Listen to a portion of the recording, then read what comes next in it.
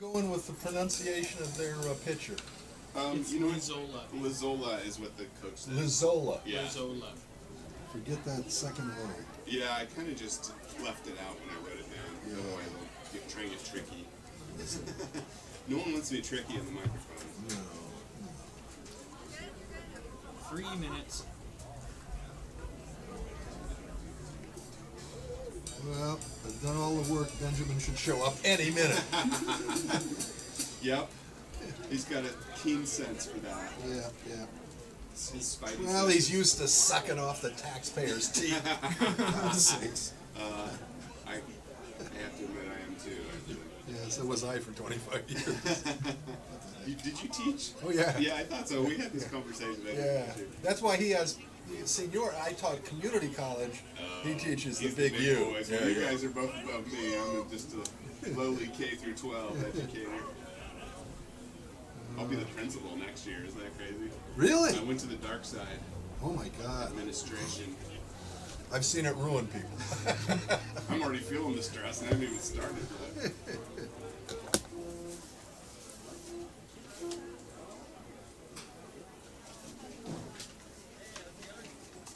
2 minutes. How big a crowd we got here today? Not too crazy, yeah. Hopefully it'll fill in. Long lines, yeah.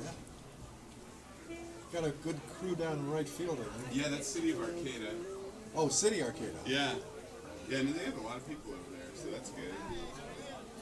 They'll sell a few beers, I'm guessing. Yeah.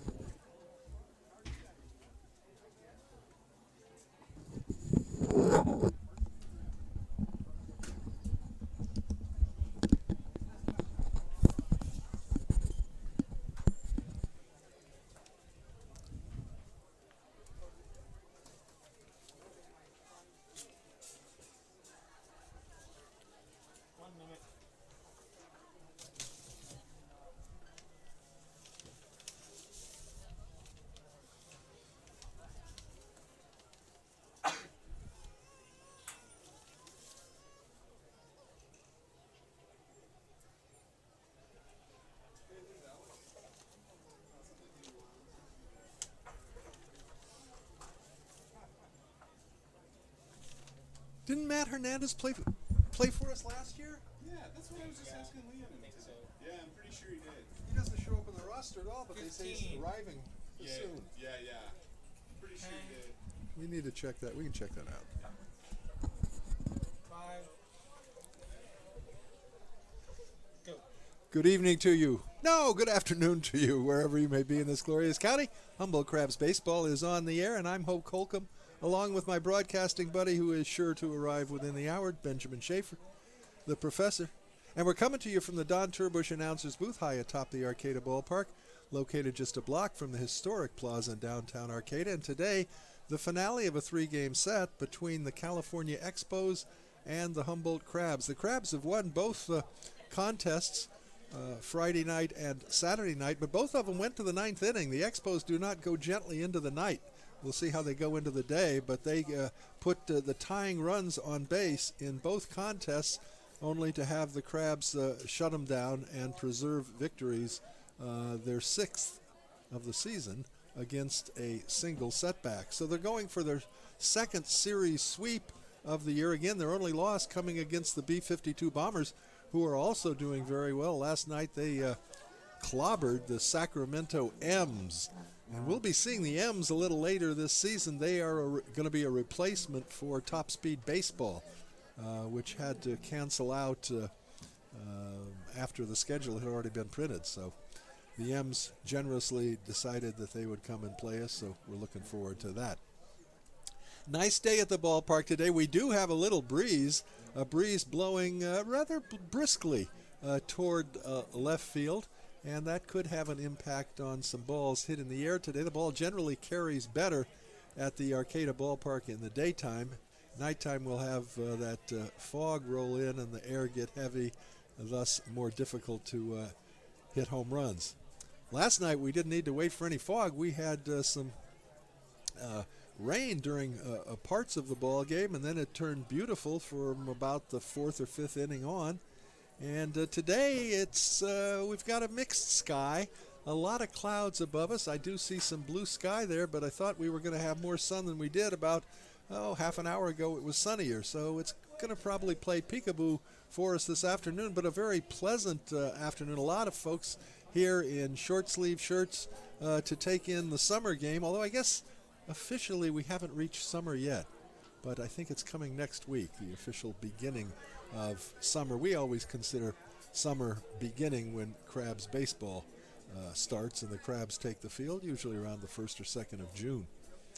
I was thinking yesterday, I started to mention a little bit about why we broadcast from the Don Turbush announcer's booth, and I began to tell you a little bit, and then something exciting happened on the field. You know, hey, that's the ball game going on, and I just lost my train of thought and never got back to it. But I do want to mention Don Turbush, a very important historical figure in this ballpark. The late Don Turbush was a reporter, a sports reporter, a sports editor, columnist for the Eureka Times-Standard for over 3 decades.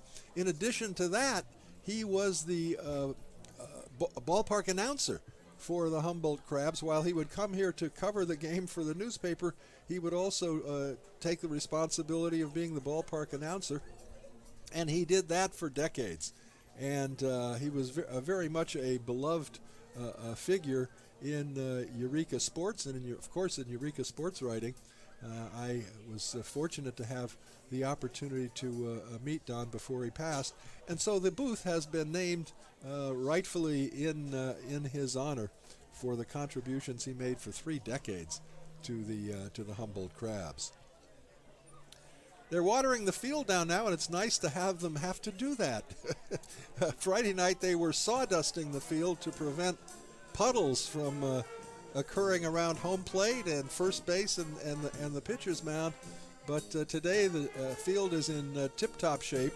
Really made a difference, I guess it's been about a decade ago, that the Crabs chipped in. In fact, I think the Crabs did it by themselves. I don't know if the city participated in that. They may have. I don't want to diss the city. We've got the city of Arcata here as our guests today in the right field picnic area. But anyhow, the Crabs spearheaded an effort that cost close to $9,000 or $10,000 to redo the drainage of this field, because it used to be impossible. I mean, you'd get an hour's worth of rain in the day, and playing the game would be like playing baseball as water polo.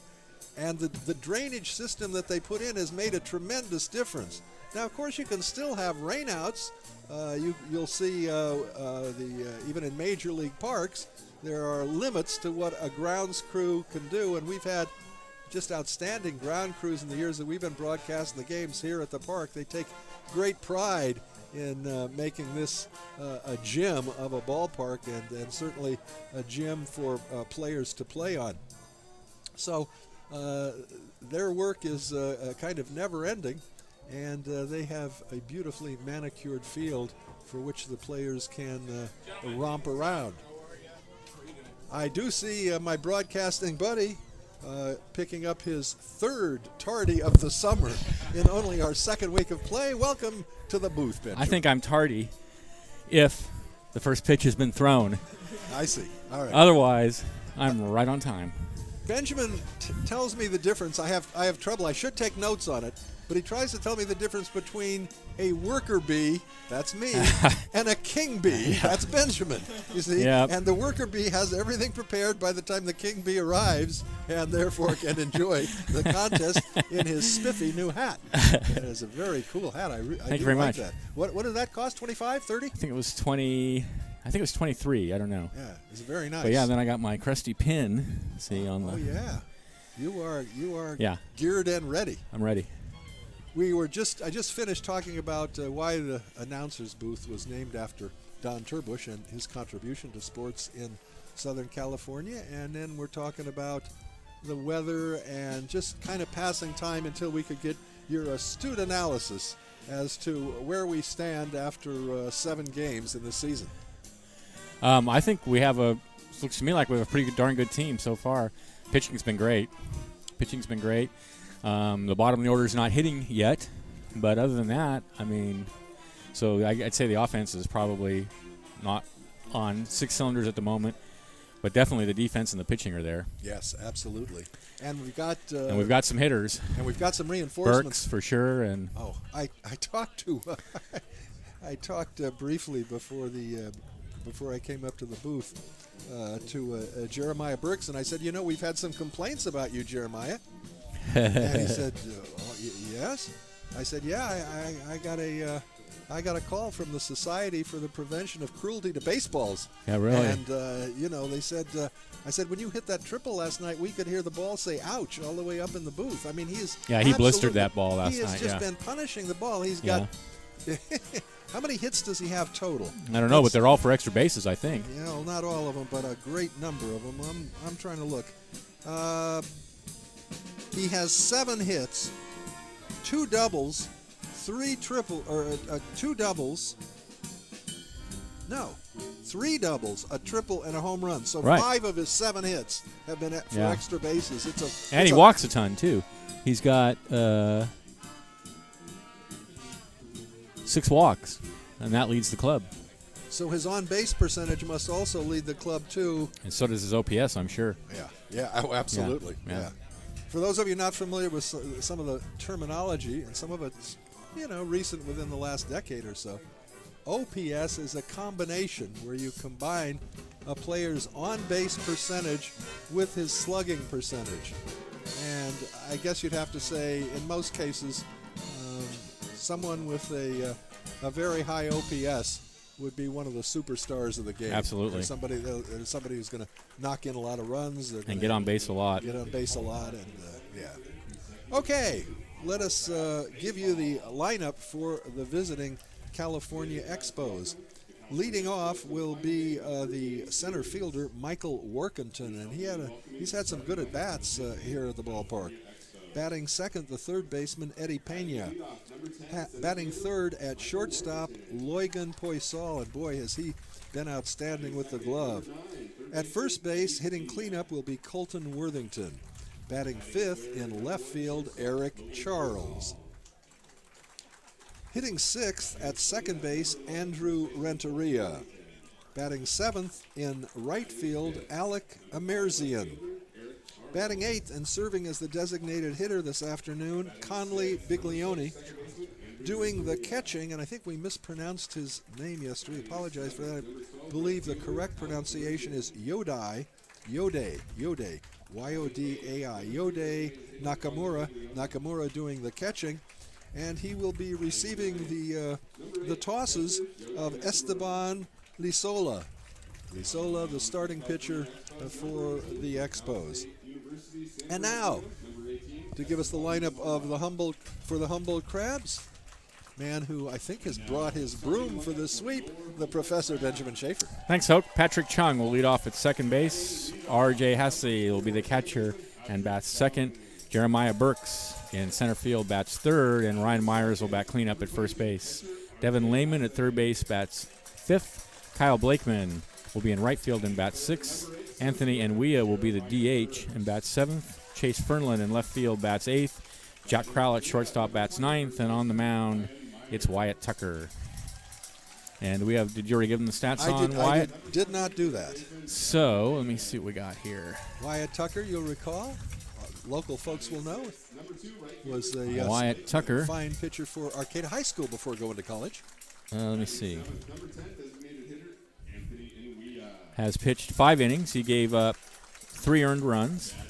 He struck out 6, gave up 11 hits, and walked 2. All right. So this will be his second start then for the game. I think he pitched once in relief too, didn't he? Or no, I think he played a position. I think he played at third base. He's played position for sure. Yeah. Crabs being introduced on Little League Day, and I think this is the first Little League Day that the Crabs have have put together, and we'll get back to that in a minute. But now let's hear the Crabgrass Band lead us in the national anthem.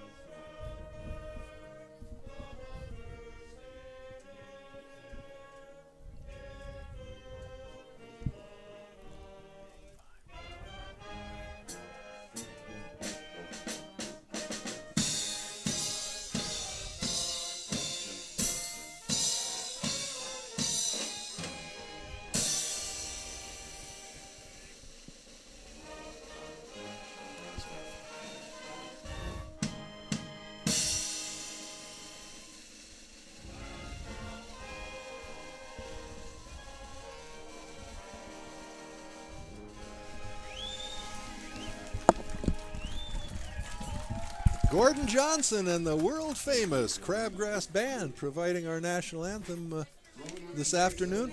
I was mentioning that this is the first, and I don't know who came up with this on the board of directors, a very hard-working board of directors that helps put the season together for us each year. But someone came up with the idea, we ought to have a Little League day at the ballpark and invite Little League teams to join us, and when possible, and through the efforts of Blue Lake Casino, they've made some money available to help Little League teams come to Crabs games. So this is a Little League Day, and we've got a group, I saw one group of youngsters, Little Leaguers, all the way from Crescent City to enjoy the Crabs game, and I think they're out in left field now playing and watching and having a good time, and I hope in future years we're going to get more and more Little Leaguers out for that. Of course, part of the mission for members of the Crabs Board of Directors. When you join the Crabs Board of Directors, you get a mission statement. Crabs are very serious about that, and one of the things that the Crabs try to do is promote a Little League baseball, promote baseball for youth in Humboldt County, and this is just one way in which they do it. Another way in which they do it is Crabs camps, and let me just share with you. They'll be able to register for Crabs camps next Sunday. That's June 18th. That's next Sunday, yeah, at the ballpark. That's Father's Day.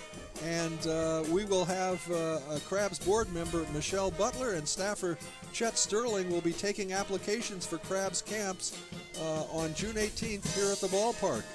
And this is for those families who may not have a computer or internet. Kids and families can register early before the game from 11 a.m. to noon. The Crabs do have 7 camp scholarships available for those families who maybe can't afford the $45 or $95 registration fee. The scholarships were made possible by the fundraising efforts at Crabs Fan Fest during the local food, beer, wine, and cider tasting in right field. Longtime Crabs fan Tom Conlon also donated to the Crabs camps. The Crabs would like to thank the local businesses who participated in Fan Fest for allowing the Crabs to give back to their community, and a special thanks to former Tom Conlon was, I think, planning director for the city of Arcata for a number of years. And thanks to Tom, and thanks to Ellen for all the hard work she did in putting Fan Fest together, and the folks who contributed to that. So a little bit about Crab Fest. All right, we're ready to go.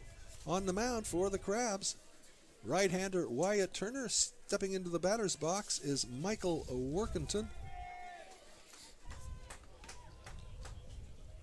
Workington 2 for 3 in yesterday's ball game, and he takes a fastball for a called strike one. We're underway. And he was 3 for 5 on Friday night as well. So he has found the ballpark to his liking, and he swings on that pitch and lines it down the left field line, and it is going to be foul. Well hit, but foul. Fernland raced over. It was beyond him. So it's 0-2. Tucker ahead on the count. No balls and 2 strikes to Michael Workington. He'll be followed by Eddie Pena and Logan Poisal. The 0-2 pitch just Oh, that misses was with an close. off-speed pitch, Nice just take. a little bit low. Michael Cowan is calling balls and strikes this afternoon. Justin Islas at first base, and John Swanson has umpiring duties at third. The 1-2 pitch is hit in the air to left center field, and it's going to fall for a base hit in front of Chase Fernland. So a leadoff single for Workington. Boy, he has done everything you'd ask a leadoff batter to do in this series. Oh, yeah. Here's Eddie Pena, right-handed hitting third baseman. Pena in last night's ball game had an offer. Did not get the ball out of the infield. A couple of pop-ups, grounded into a fielder's choice and struck out. So Pena looking to do what he can to move Workington along. Yeah, he's only had one hit in the series. The pitch to him is taken for a called strike one, right down the pike, 0-1. Ryan Myers at first base, Patrick Chung at second, Jack Crowell at short, Devin Lehman at third base, Chase Fernland in left, Jeremiah Burks in center, and Kyle Blakeman in right. That's the Crabs defensively. And the pitch is grounded off the third baseman's foot and into left field. It was hard hit. Left fielder is over to field it. And racing around to third is Workington on Pena's. That's an error. They're going to call an error on Lehman. It was a hard hit ball, but it was one that you got to say should have been able to handle. First and third now for the Expos. Nobody out here, just underway in the top of the first inning, and that'll bring up Logan Poisal. Poisal 0 for 4 yesterday, including the hat trick, 3 strikeouts. Boy, has he shown us some shortstop. He made 2 great plays in the hole last night, didn't he? Yeah, unbelievable, yeah, really. 2 really long throws. That second one in particular, I thought he had no chance to get the runner. Yeah. First pitch to him misses. It's 1-0. Right-handed hitting Poisal versus the right-hander Wyatt Tucker.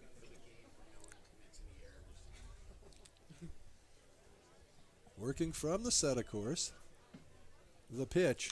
Poisal grounds it to the left side. That's going to bring a run in. Throw to second base in time. There's not going to be a throw to first. Not enough. Ball was not hit hard enough. So Poisal safe at first on a fielder's choice. Credit him with an RBI as Workington comes in to score. Pena cut down. And the Expos draw first blood.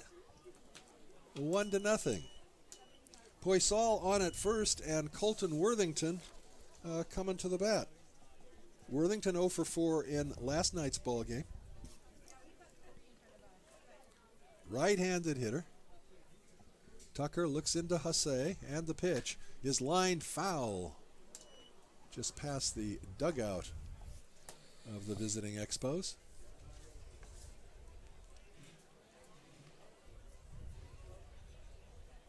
Nothing better than summertime and nothing better than baseball in summertime, and we got it here at the ballpark today. If you're close, put down that rake and come join us.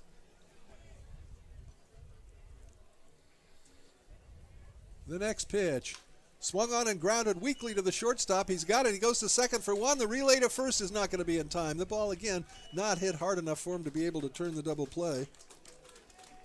But a nice job on the fielder's choice. Poisal is cut down. Worthington now at first base.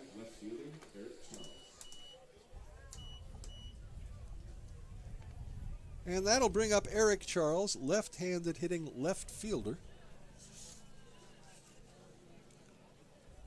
Charles was 0 for 3 last night.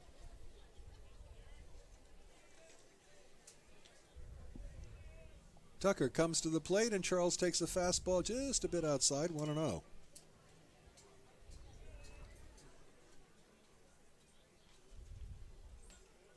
Worthington held on at first by Myers. The pitch to Charles, high with a fastball. 2 balls and no strikes to Charles.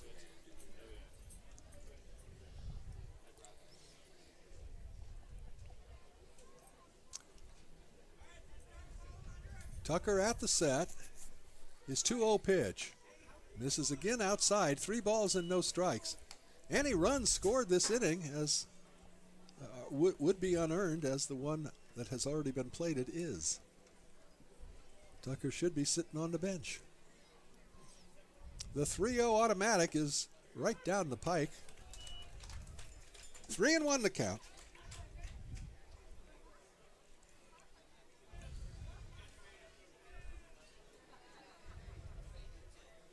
Yeah, I like home run possibilities this afternoon. Yeah, wind's blowing That vigorously out towards center field. tries to check his swing, and it's a called strike 2. I don't know if he checked or not, but I think the pitch was a strike. Count full, so Worthington will be off with the pitch at first base.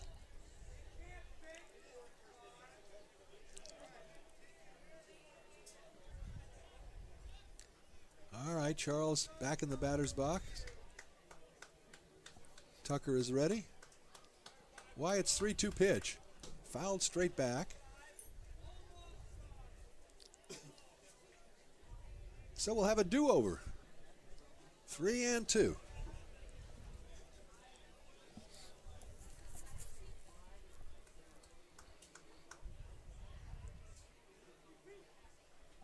We have more crabs that are arriving. We'll talk about that soon. But first, the payoff pitch to Eric Charles. High and outside, ball 4. A 2-out walk. That moves Worthington to second. And with runners at first and second, it'll bring up Andrew Renteria. Renteria had a one-base knock in 4 trips last night, right-handed hitter.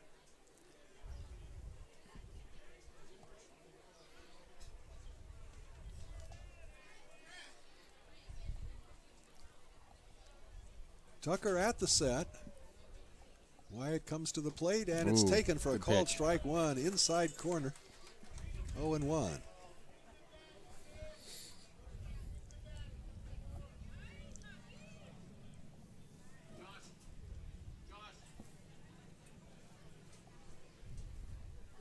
Tucker looks into Hussey at the set. 0-1 pitch. Lined into center field. That's going to be a base hit. Rounding third and coming into the plate. There's not going to be a play, as scoring on the play is Worthington. Moving to second is Charles on the RBI single by Andrew Renteria. It's now a 2-0 ball game in favor of the Expos.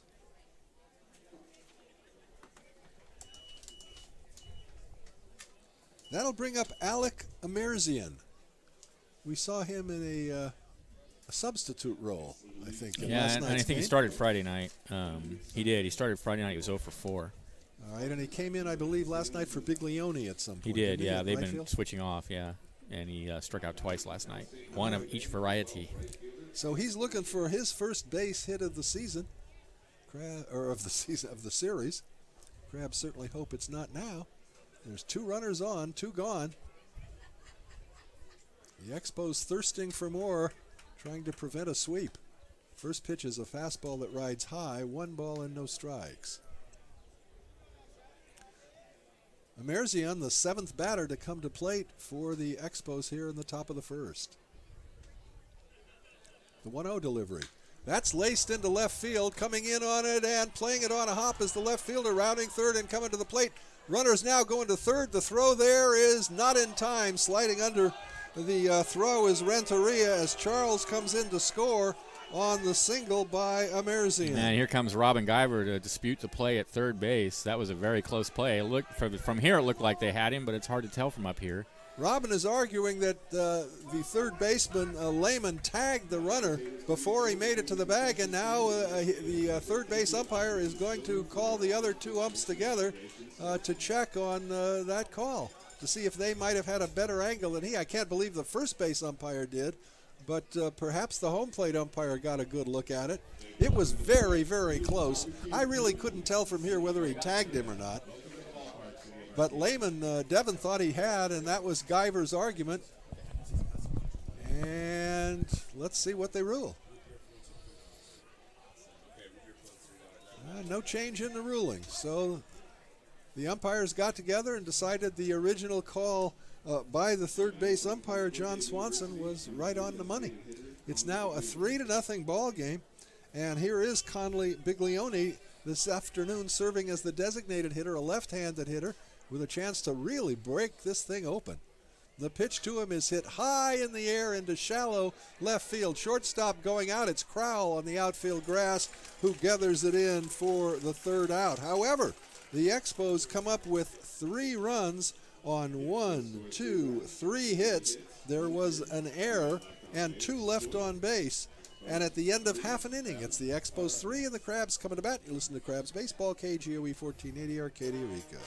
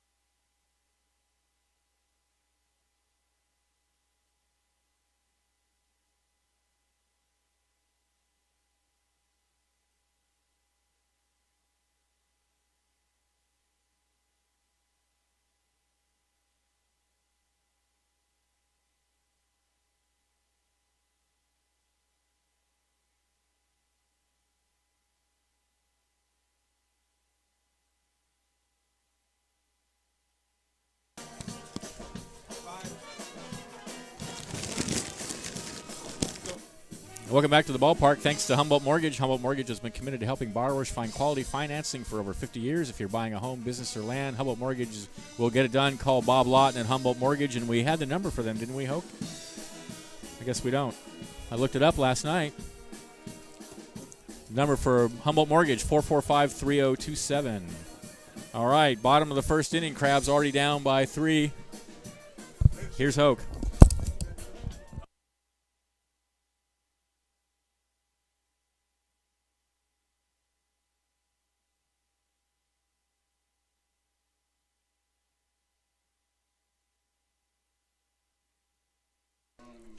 All right.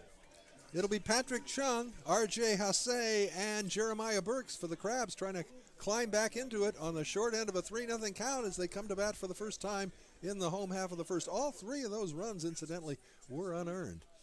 First pitch from Lisola is a fastball wide, 1-0. Chung, left-handed, hitting second baseman, and the pitch to him. That's fouled off to the left and out of play. 1 ball and 1 strike. Chung 1 for 3 in last night's ball game.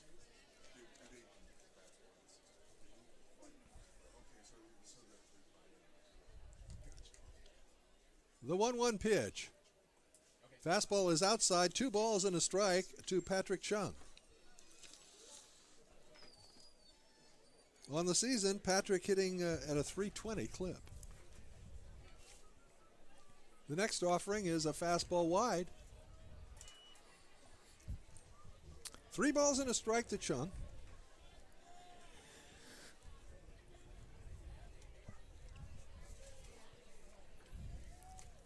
And the 3-1 pitch is way outside, ball 4. Well, that's what the Crabs want after giving up 3 in the top of the first.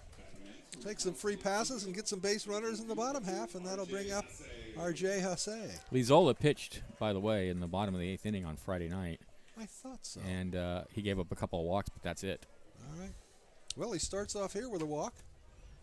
Patrick Chung held on at first base by Worthington. Lisola looking into Yadai Nakamura for the sign. Comes to the set position. Chung with a good lead at first. The pitch is taken low for a ball, 1-0.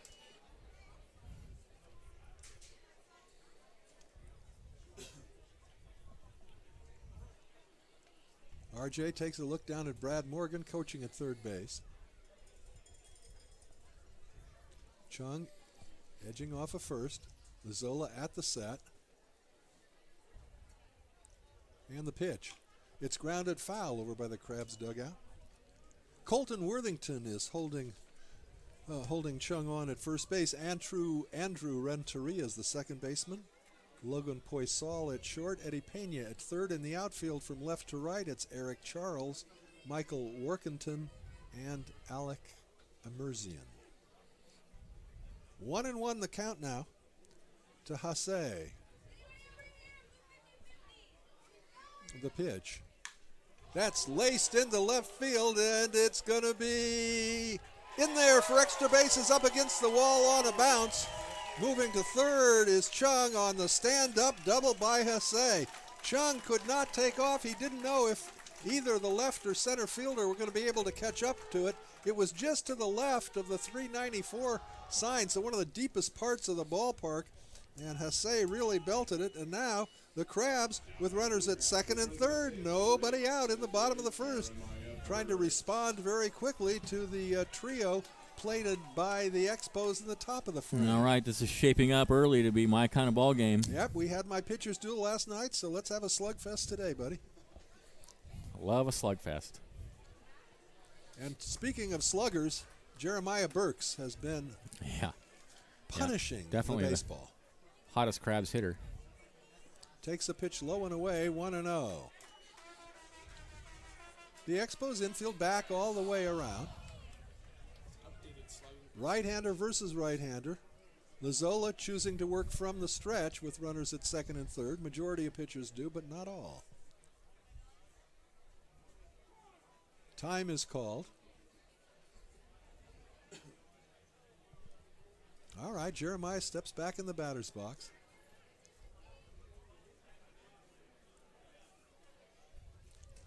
From the set, Lazola's pitch. That's in there for a called strike. Just above the knees, 1-1.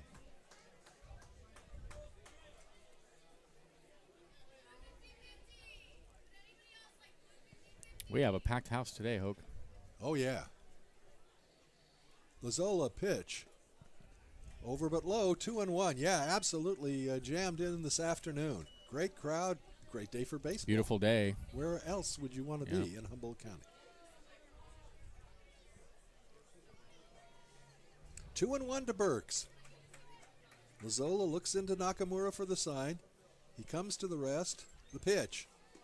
Breaking good pitch. ball and a good one on the outside corner. Jeremiah thought it might have been a little wide. The count even at 2. That was a good off-speed breaking Right ball. on the corner.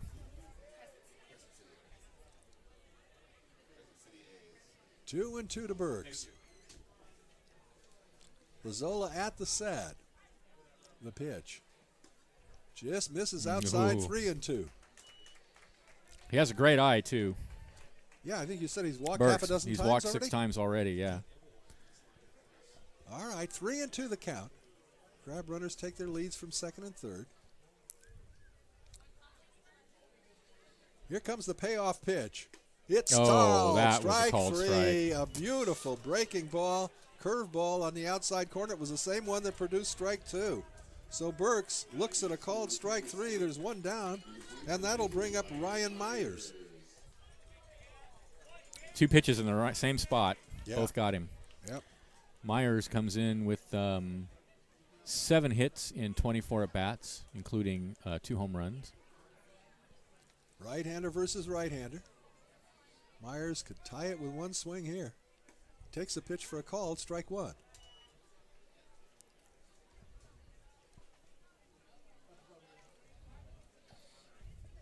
That was a gutty pitch to throw 3-2 also. Yeah, it was. A little breaking ball that nipped the outside corner. Got to have a lot of confidence that you can get it in that spot. There's the fastball, and that's low. 1 ball and 1 strike to the Crabs cleanup hitter. Couple of crustaceans on the pads. Bottom of the first trailing 3-zip. Lazola at the rest. And he comes to the plate. Misses outside.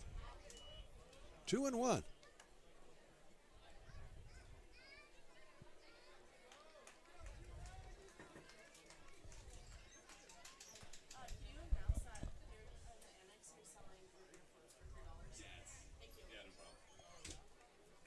Long look in now to Nakamura. Lasola is set. The 2-1 offering. Way outside.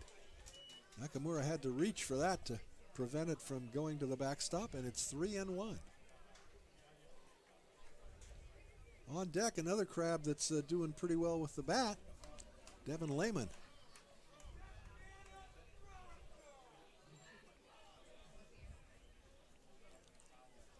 Three and one the count now to Myers. Lazola is set. The pitch. Breaking ball. There's that breaking pitch again on the outside two. corner. That is a wicked weapon. The count now full to Myers. I think Myers is going to see that pitch again.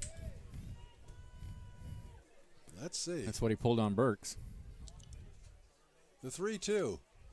Nope, that one was low. I think it was the breaking ball, but it was low. So that's the second walk of the inning given up by Lazola. And the bases are now F-O-C, full of crustaceans. Devin Lehman, four hits and 9 at-bats, including a 3-run double Friday night that was the sealed big the hit. deal for the Crabs. Yeah.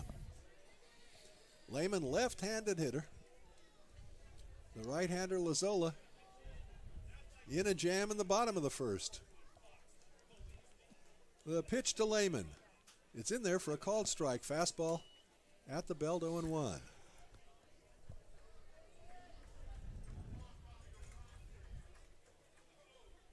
Expos in looking for 2 here.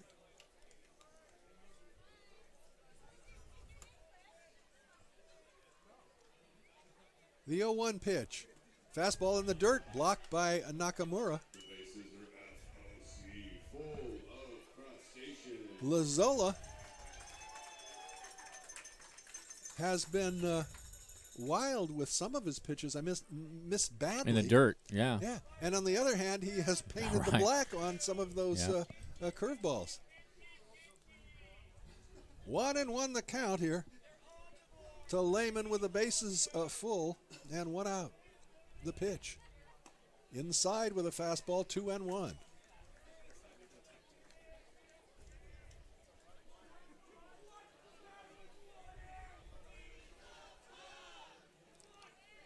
Big spot very early in the ball game. 2-1 to Lehman. Bases full of Crabs. The pitch. Misses wide, 3-1. No, now he's in a heap of trouble. Nowhere to put him.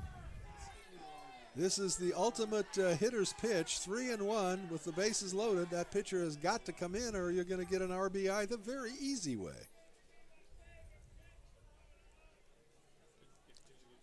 Zola at the set. And the 3-1 pitch lined or fouled right back onto the screen. So the count is full. Lazola is I think that was ball 4. May have been. Yeah, it may have been. Lazzola's throwing a lot of pitches here in the bottom of the first, too. 3-2 the count to Devin Lehman. Here it comes. Ball 4. So indeed, Lehman gets a very easy run batted in. Chung comes in to score. Hasse and Myers each move up 90 feet. The Crabs still have the bases full of crustaceans with 1 out now and 1 run in. And Kyle Blakeman coming to the bat.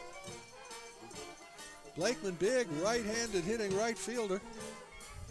But before he can step into the batter's box, the manager and or pitching coach, we don't know, we just seeing a man in a jacket going out to talk with his battery on the mound. Now he trots back to the Expos dugout.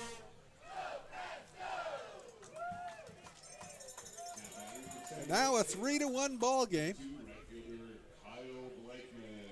And Blakeman at the bat. 7 for 25, 3 RBIs. Chance for more here. Big opportunity in this situation. I'd take these first couple pitches.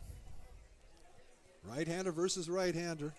Lasola's pitch, and that was low for a ball, 1-0. So he's following your advice, saying the guy has walked 3 batters this half inning. It's Let's make him throw strikes. He walked 2 on Friday night. And he struck out 2. That's the thing is, I mean, like as you noted, he has some great pitches, but he's also wild. He's got stuff, but not command, as they say. The 1-0. That one's hit foul over by the Crabs dugout. Heads up. It's 1-1.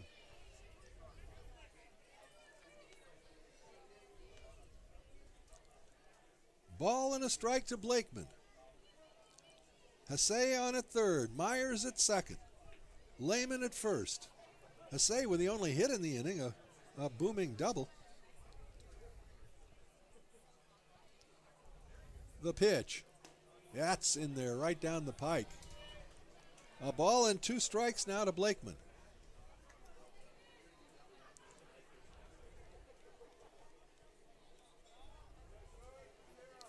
Anthony and Weah in the on-deck area.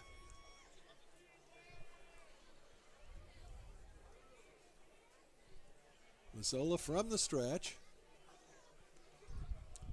The 1-2. Oh, just close pitch. Missed with a fastball just a bit outside. That was close. Blakeman was inclined but held up. 2-2 the count now.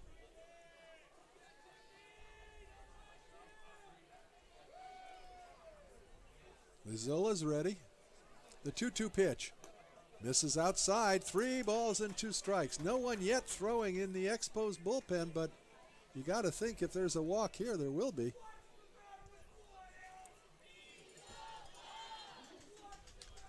So again, a full count situation with the bases jammed and 1 out. Mazzola's at the set. The pitch to Blakeman. Outside with a fastball. Ball 4.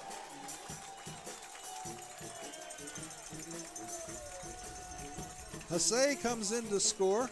Myers and Lehman each move up 90 feet, and indeed someone is trotting down to the bullpen, lickety-split for the California Expos, taking off the jersey as he runs to start to warm up, and that'll bring up Anthony and Weah.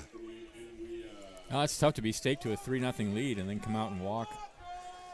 5 batters. 4 batters. 4 batters, excuse plus me. the double. Yep. Here's Weah, Anthony acting as the designated hitter in today's contest. The pitch to him, misses wide, ball 1, and the catcher now steps a couple of feet in front of the plate and tries to encourage Mazzola to get the ball over. I mean, they got 1 out. If they can get a ground ball in the infield, they can get out of it. Not that we want that to happen. Perish such thoughts. Yeah. Just... The next pitch, that's grounded through the infield into left field. Here comes 1 run. Here comes the second run to the plate. The throw is not going to be close to being in time, and the Crabs have taken the lead on a 2 RBI single by Anthony and Weah. Both Myers and Lehman come on to score. Blakeman moves over to second base, and it's now a 4-3 Crab lead. What a first inning.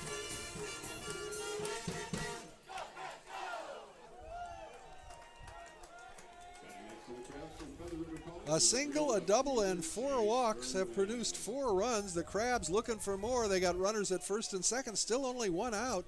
That was that called third strike. Yep. With a wicked curveball to That Burks. was his best. That was the best hitter that he faced. I mean, the best pitching he did. Throw back to second base. They got it. No, almost. He's just That was in under very the close. tag. Had that throw been a little bit lower, it was on target, but a little high. Had to come down to put the tag on Blakeman, but that was very close at second base on that pickoff play. Fernland's been playing a spectacular left field, but he's struggling a little bit at the bat. Only 2 hits in 23 at bats. Chase takes a fastball at the outside corner. Oh, that was a pretty high strike. That was a tough pitch to swing at. 0-1 the count to Chase Fernland.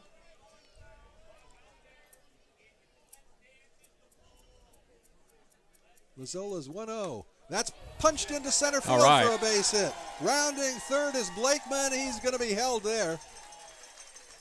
So a solid single by Fernland. And again, the Crabs now have the bases full of crustaceans. Just 1 out, and the number 9 hitter, Jack Crowell, coming to the plate. A left-hander in the bullpen warming up, but he's not warm yet. In fact, I just saw him bounce one to the bullpen catcher. Well, that's not worse than What's happening that's here? not worse than what Lozola's doing. Lazola in a heap of trouble now. Bases loaded. Crowell the hitter, and he swings through that one, strike one. Jack has also had some difficulties at the bat this season. Coming in, hitting 130.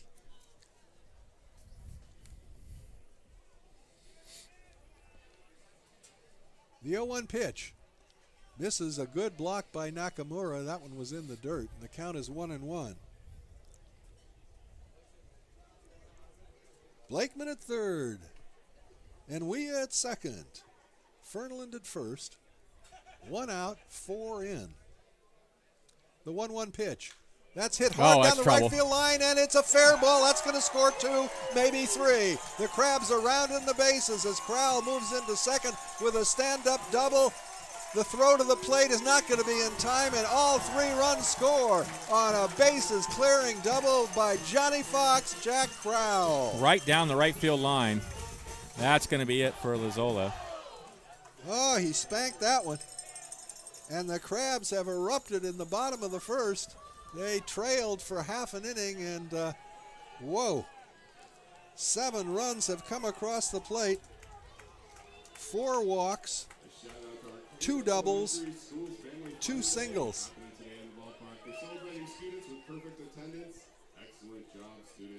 So the bases were cleared by that double. Credit Jack Crowell with 3 runs batted in. And he knocks Esteban Lizola out of the box. So we'll find out who's coming in. A left-hander coming into the ball game. We got a number on him. 1-5, is that it? That means it's Weekley is his last name. Weekley? Yeah, Weakley. W-E-A-K-L. Jared Weekley. Jared Weekley, thank you. So Weekley got a quick call to the bullpen. We saw him trot out there, and they had to give him a little time to warm up out there because you're limited in the number of pitchers you can have from the mound when you come in as a reliever. The only exception being if the starting pitcher, or if the pitcher you're replacing, I should say, had to come out as a result of an injury. Then you're given, I don't know if it's unlimited, but a lot more tosses to get ready. But in this case, it was not an injury that forced the exit of Lizola. It was punishment. I'm sure injury to the psyche to get staked to a 3-run lead and nonetheless come back and give up 7 runs. That's hurtful. Well, and he got hit hard, too, at the end there. I mean, first he was walking folks, but then that double by Crowell was rocked down the right field line, and also the hit by Hasse. Well, it was great to see both Chase Fernland and Jack Crowell come up with big hits in those situations because they've both been struggling with the bat. Yep. And 3 RBIs for Crowell on that one hit. Yeah. Jack standing out at second base. The Crabs have batted around. This all started with Patrick Chung, who began the inning by drawing one of 4 free passes issued by starter Esteban Lizola. Chung stands in. Now it's left-hander versus left-hander. Jared Weekley, southpaw on the mound. A look back at second base, and he comes to the plate. Over but low, 1-0.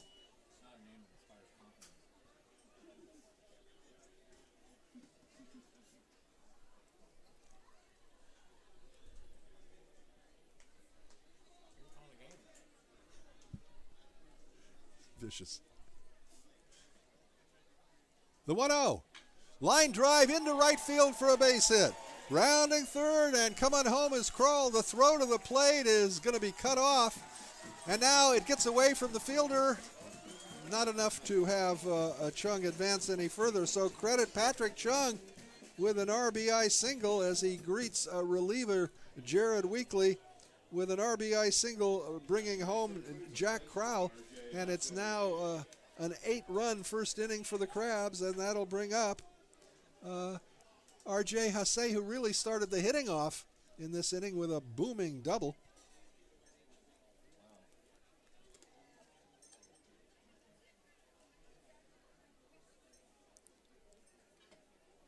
Weekly at the belt. And his pitch, low and away, ball one.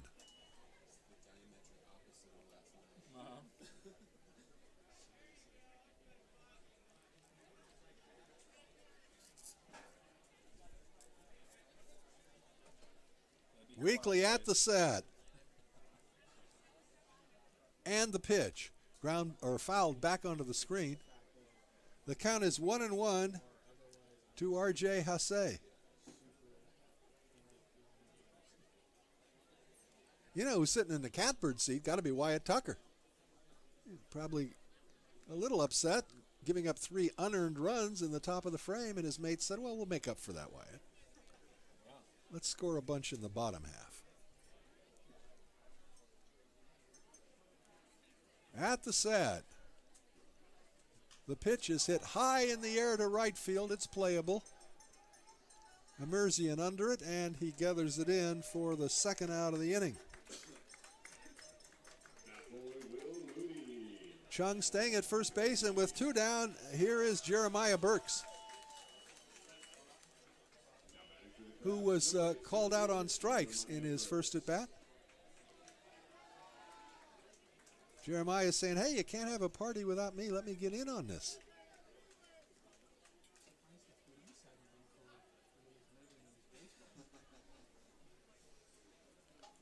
Weekly at the set. Chung with speed takes his lead at first. The pitch to Burks is taken a bit low, 1-0. Chung was cut down last night on a good throw from the catcher at second base. Close play. Held on by Worthington at first. The pitch. Burks punches it into left field. That's going to be in there for a base hit, and it's going to the wall. Chung over to third. Burks going to second. The throw there. He slides in safely with another double. Jeremiah Burks, his 4th 2-base hit of this young season. I guess we got to call him, what, double trouble? Second and third now for the Crabs.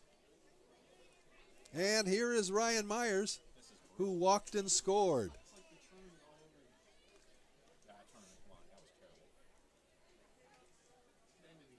We've played a ball game here in the first inning.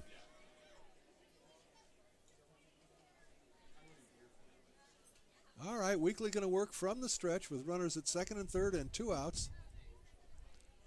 The pitch to Myers, way high and outside, 1-0.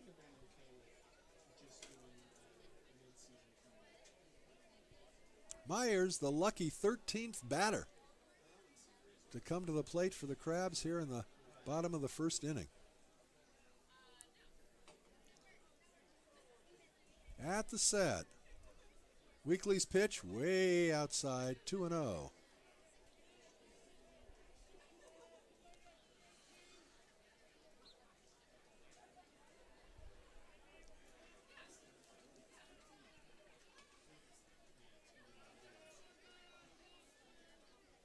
Weekly at the set now.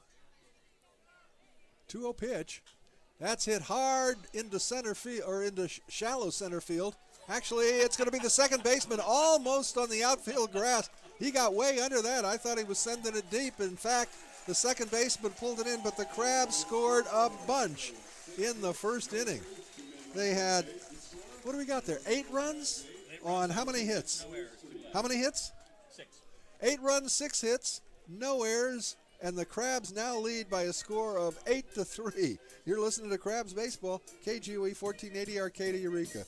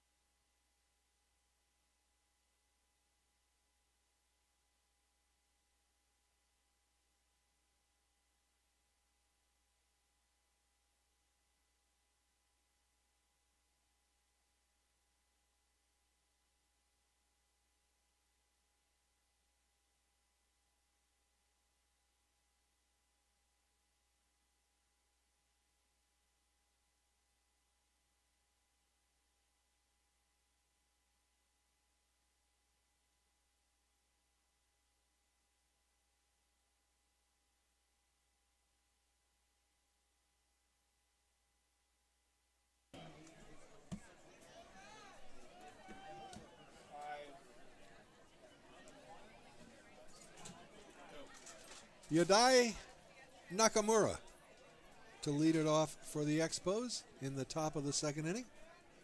Wyatt Tucker's pitch to him is taken a bit low, 1-0.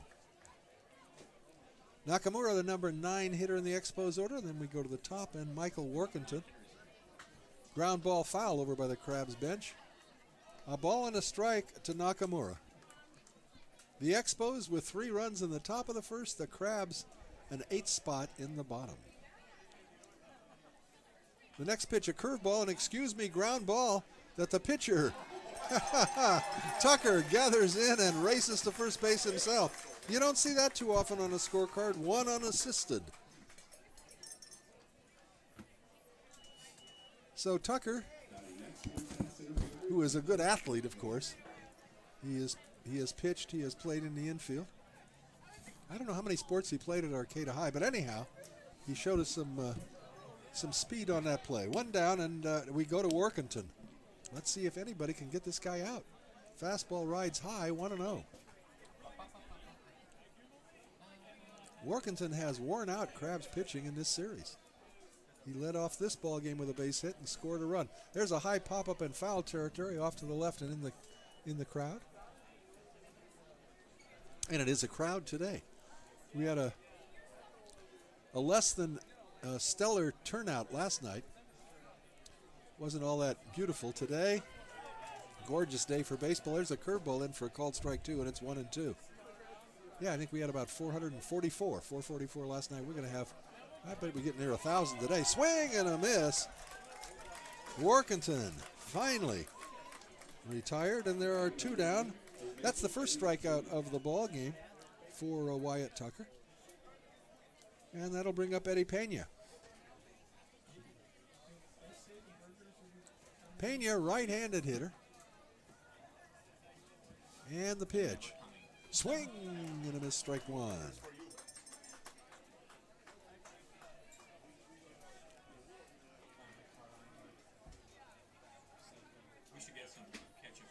The next pitch is taken outside with a fastball, and the count is 1-1. Tucker looks into Hasse and comes to the plate with a sweeping curveball. Changed pace on that one, and Pena way out in front. So Wyatt Tucker ahead now, no balls and 2 strikes. There's another curveball, and he got him to chase one out of the zone. Consecutive, back-to-back is consecutive, however you want to say it, strikeouts, and the Expos are gone in order in the second inning, and at the end of an inning and a half, the score remains Crabs 8, Expos 3. You're listening to Crabs Baseball, KGOE 1480, Arcadia, Eureka.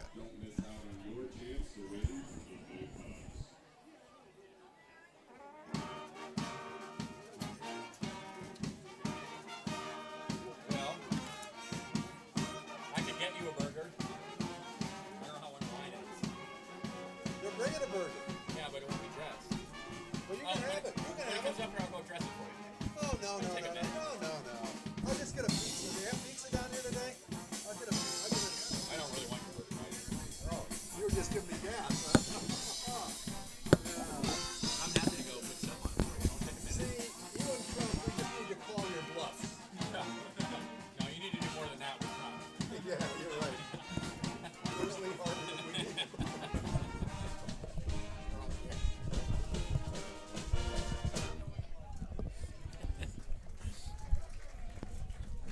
15. Thank you. 10.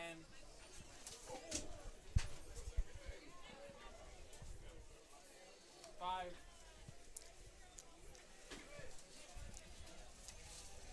Go. All right. We're in the second inning, and already my scorecard is overloaded. I know. got 13 I know. batters in the first.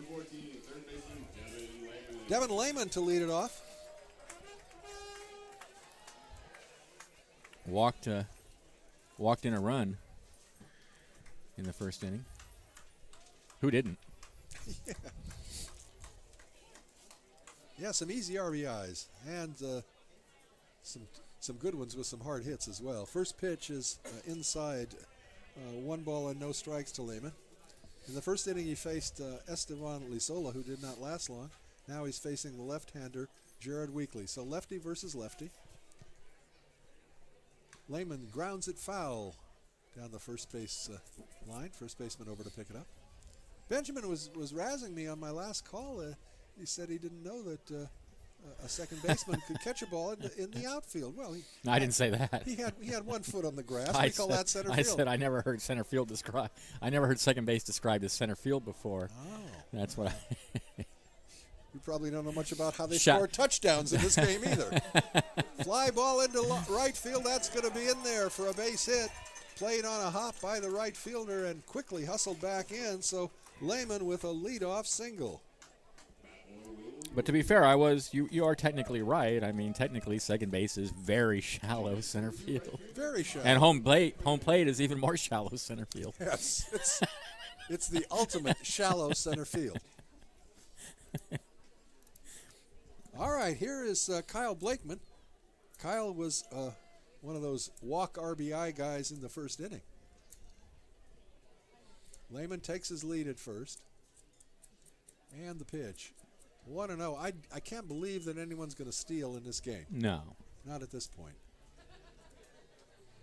We do have someone else down in the bullpen for the Expos, but he has not begun throwing yet. Well, this guy hasn't been exactly. He gave up 3 hits already. And they may be a little pitching shy. You know, we see that a lot in this. There's a ground ball just foul outside the third base bag.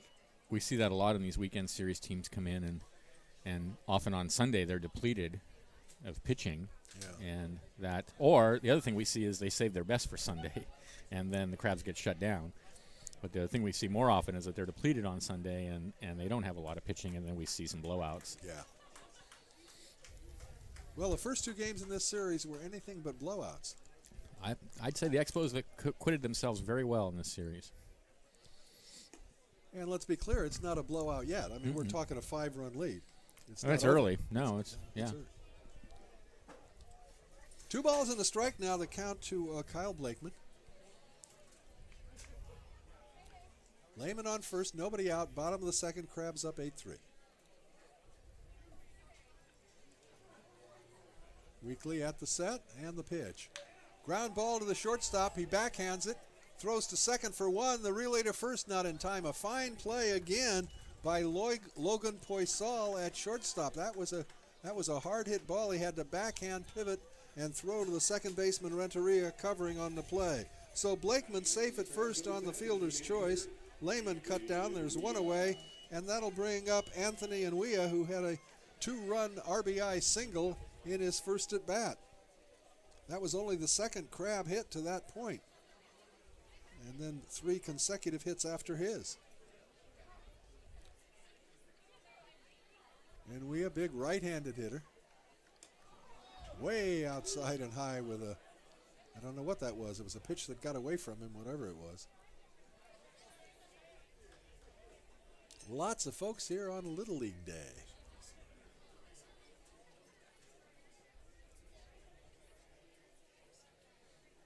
One and 0 the count now to Nwia. Ground ball to the second baseman. He's got it. He goes to second for 1. The relay to first. Nice play. In time for a double play.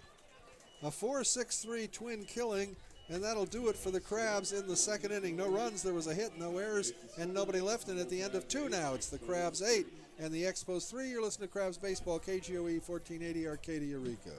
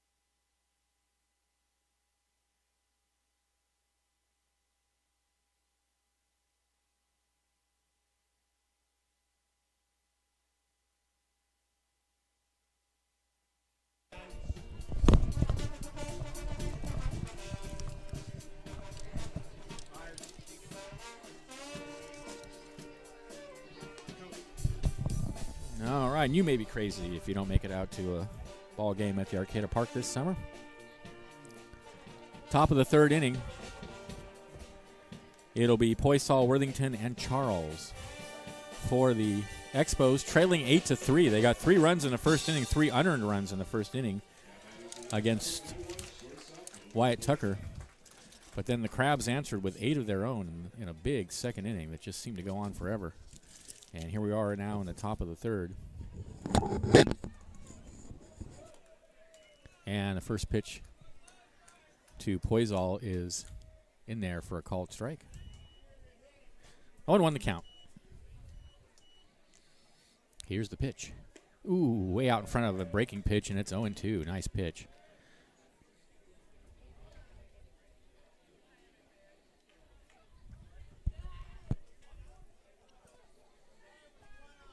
The 0-2 pitch. Slider down and away, and it's a ball and 2 strikes. That was not a good 0-2 pitch. Not close to the zone.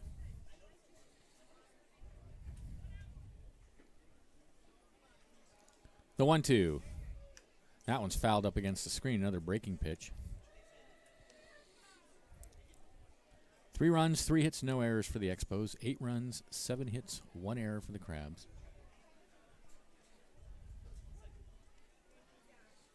And the 1-2 down in the dirt, 2-2.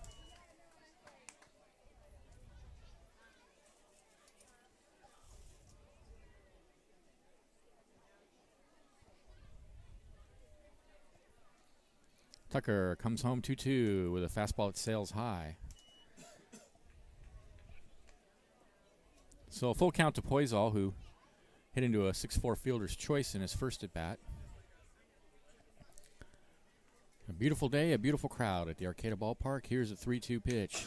Popped high in the air, shallow center field. That is going to drop for a base hit. Almost a brilliant catch by Jeremiah Burks, a diving try. But he wasn't able to do anything but trap it. So Poisal aboard to start the third. And here's Colton Worthington. Worthington also hit into a fielder's choice in his first at bat and then ended up scoring a run.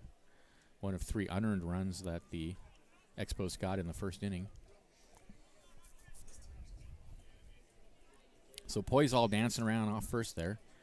He's got a pretty good lead. I doubt he's thinking about stealing, down 8-3.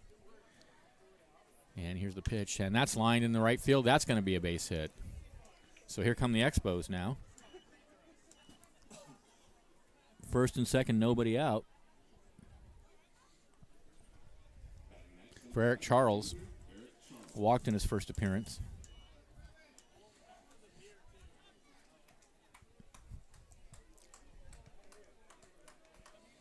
Left-hander hitting against the right-handed Wyatt Tucker. First and second, nobody out. Expos trying to fight back, as they have done all series. There's a fastball down and away. 1-0.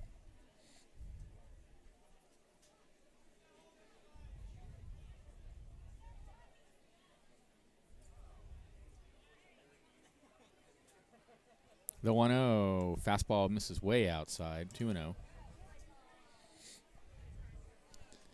Now Hasse out to have a word. He was crossed up on that, and that pitch was way outside.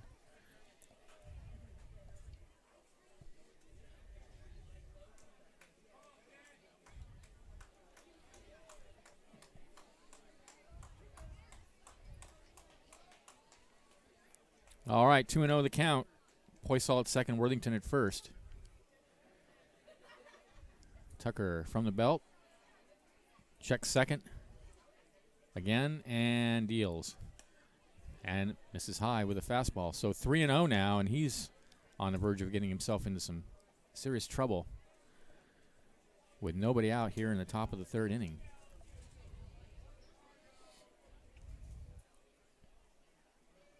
And the pitch. In there for a called strike. Charles obviously taking all the way.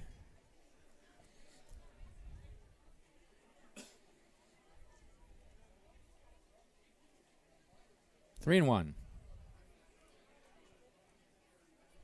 And the next pitch is ball 4 outside. That is going to load him up with nobody out for the Expos.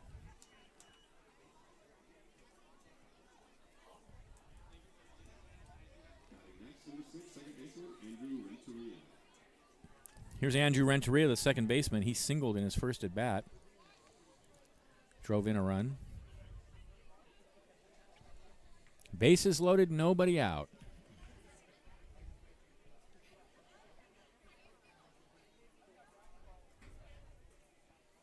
Here's the pitch. Ooh, breaking pitch on the inside corner. Good pitch. 0-1. Just what he needed. Not want to get behind this guy now.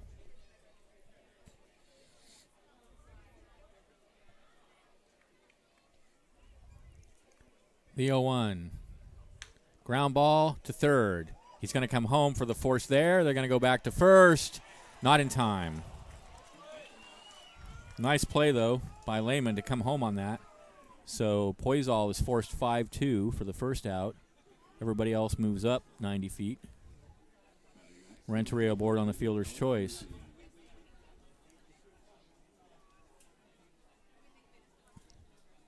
Here's Immersion, the right fielder. He singled in his first at bat. Base is still loaded, 1 out now for Immersion. Tucker sets and pitches a fastball right down the middle for a called strike.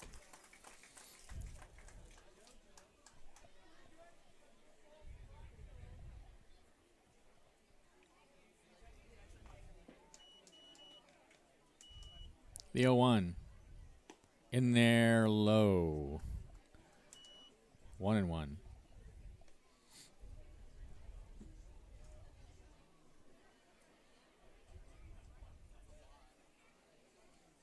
The next pitch misses inside with a breaking pitch. So 2-1 now to Immersion. Worthington at third, Charles at second, Renteria at first. 1 out. And the pitch. Rides high with a fastball. It's 3-1. So now where to put this guy. Big opportunity here for Immersion. And a chance to get the Expos back in the game. Here's the pitch. Ball 4. So he walks in the run to make it 8-4.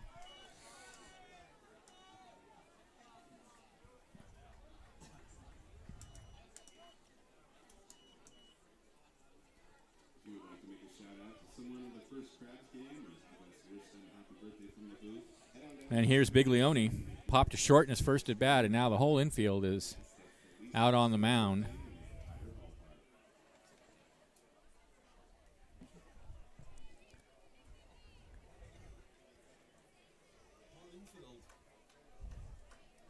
Whole infield in a confab at the mound, as the Expos have suddenly come right back into this ballgame, Benjamin. Yeah, I'm not surprised. Yeah, they've done it each of the first 2 games. Yep. They fight till the end. All right. Early in the contest. So Robin Guyver heads back to the dugout.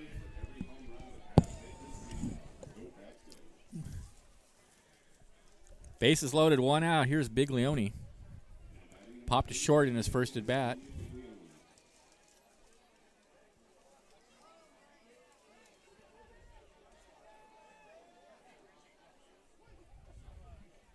Big spot in the game here. 1 out, bases loaded. Tucker from the belt. Looks at third and deals. And that's looped into left field. That's going to fall for a hit and score at least 1. That's all they're going to get, as the ball was hit in a shallow left field. He didn't hit it hard, but it's enough to get the RBI and make it an 8-5 ball game.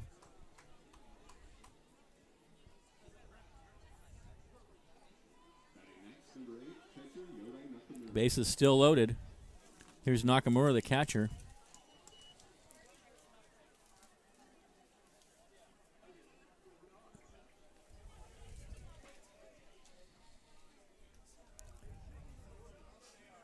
And the pitch. And he takes a breaking pitch on the inside corner for a called strike. 0-1 the count.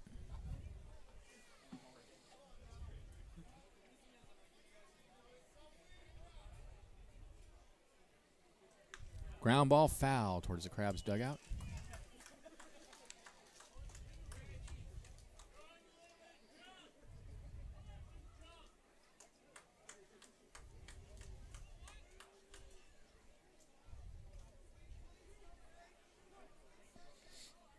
0-2 the count.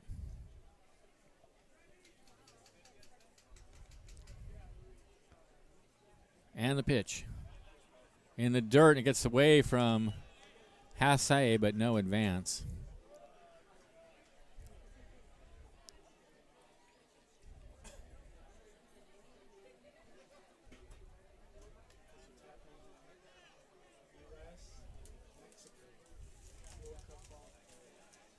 A ball and 2 strikes.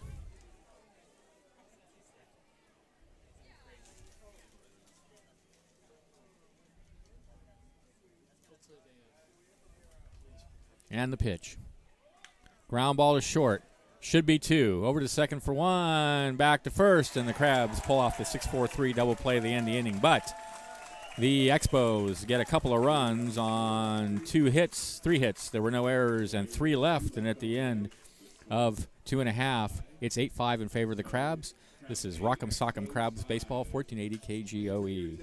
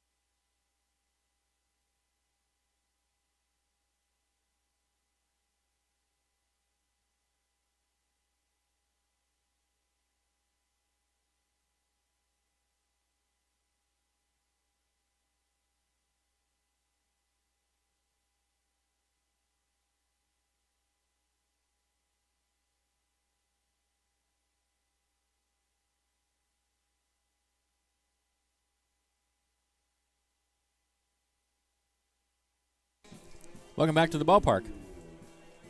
Bottom of the 3rd inning. It'll be Fernlin, Crowell, and Chung for the Crabs.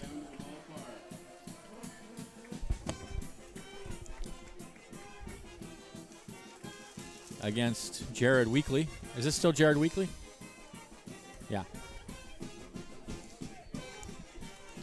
8 runs, 7 hits, 1 error for the Crabs. 5 runs, 6 hits, no errors for the Expos.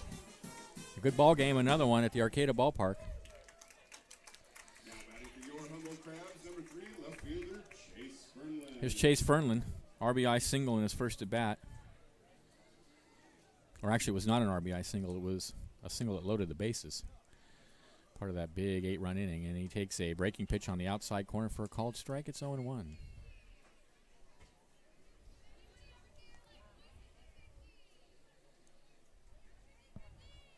And the 0-1 is popped high in the air and foul and out of play. 0-2 is the count.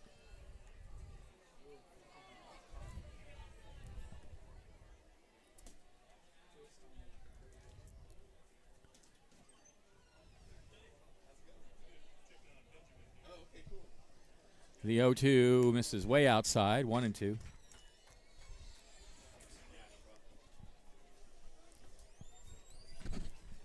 One and 2 the count.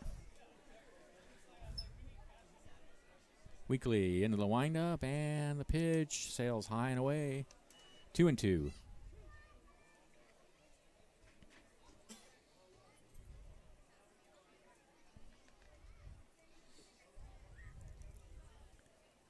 Into the windup, here's the 2-2 pitch. Swing and a miss, got him, took something off. Fernlin out in front. First strikeout of the game for Weekly. And here's Jack Crowell, the shortstop, 3-run double in the first inning. And at the time, that looked like the beginning of a blowout, but the Expos came back for a couple of runs themselves to make it an 8-5 game. Takes the first pitch on the outside corner for a called strike.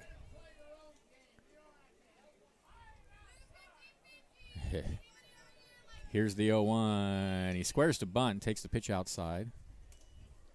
A ball and a strike now the count. 1 out, nobody on. Bottom of the 3rd inning.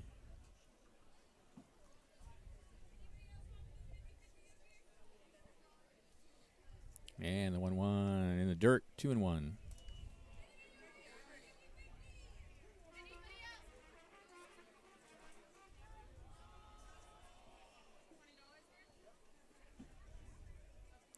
In the windup, here's the 2-1 pitch. Misses high, 3-1.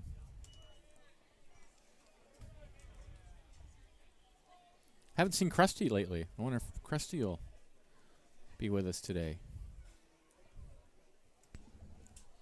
3-1. Sails outside, ball 4. Haven't seen Krusty since last Sunday, Hoke. Gee, I hope he's not on the DL. Or in a pot somewhere. Yeah, well, I wouldn't even think of such a thing. What a horrible thought. Well, I mean, it's crab. I mean, Wow. you know, what are the odds? So Crowell at first, 1 out. Here's Chung. I mean, people eat chicken too, but not cluck cluck. Crowell with a short lead over at first. Here's the pitch to Chung, and he hits one high in the air to right field. Playable. Emerson camped under it, and he has it for out number 2.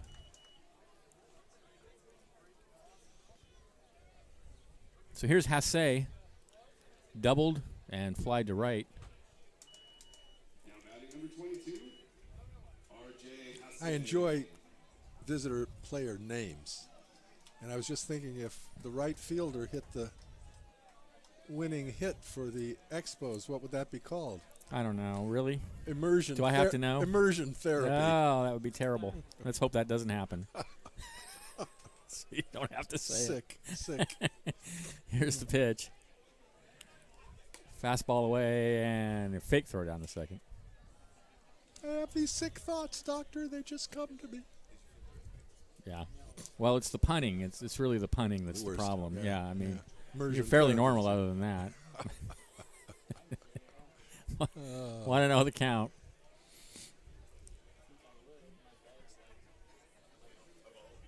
And toss over to first. The runner's back. That was just sort of the keep him close kind of toss over there.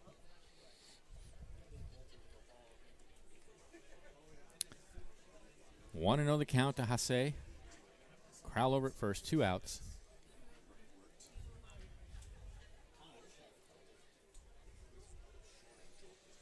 Here's the 1-0. Way outside, 2-0. This game may take longer than last night's game. We may not have Monday off after all. Could extend a bit. May be here a while today. Last night's game was really fast. It was, what, a little over 2 hours, right? 2 hours, 20 minutes.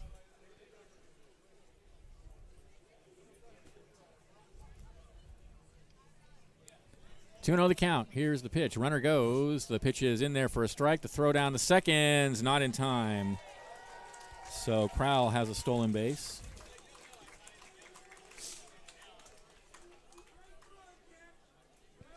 Let's see, how many is that for Jack?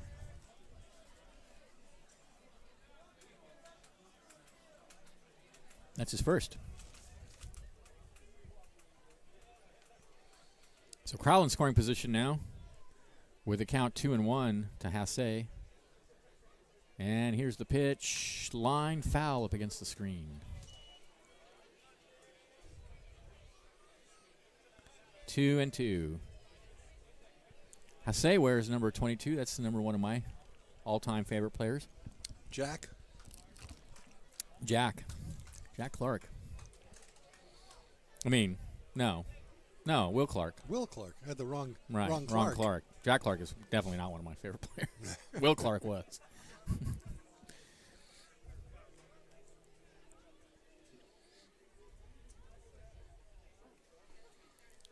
Well, they're moving the outfield over towards the left now. 2-2 the count. From the set. Weekly looks out at second and deals, and there's a ground ball right back at him. Nice play. He'll toss to first, and that'll end the inning.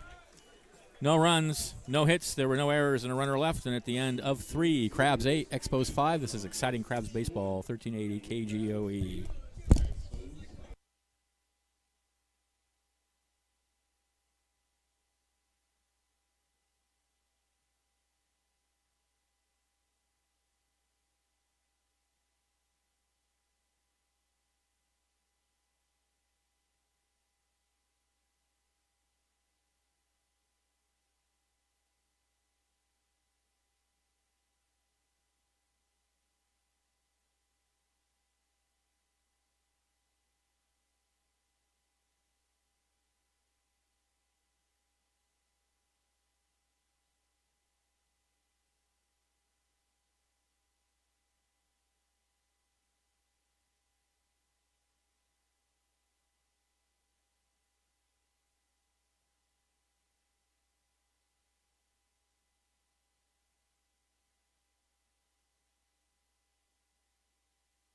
Only the first. Oh.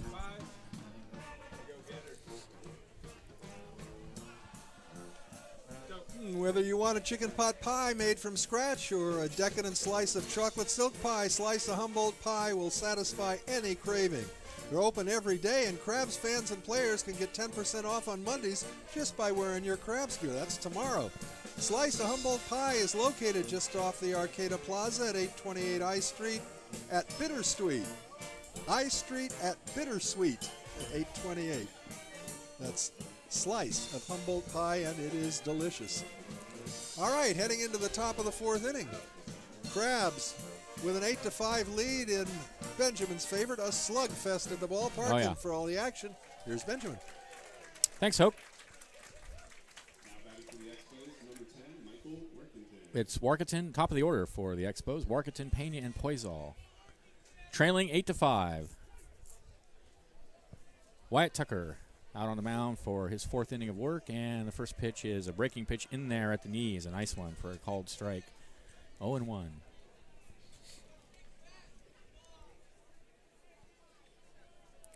Ooh, he took something off that one and had him way out in front. 0-2 now in Workington. Workington has singled and struck out so far today. Still got a strong breeze blowing out towards center field. Here's the next pitch, and that's fouled up against the screen. So far, it's not been a factor in the game.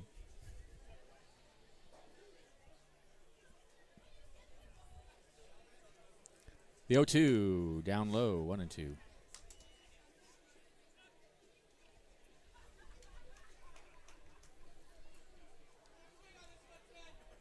The 1-2 swung on and missed. Workington down for the second time in a row on strikes. That's number 1, 2, 3, isn't it? 3 for Tucker. And here's Eddie Pena. Hit into a fielder, was aboard on an error actually in the first inning.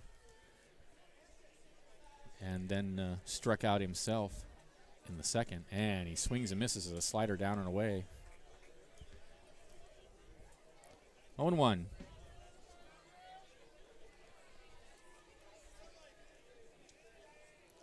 The 0-1. Breaking pitch is popped high in the air.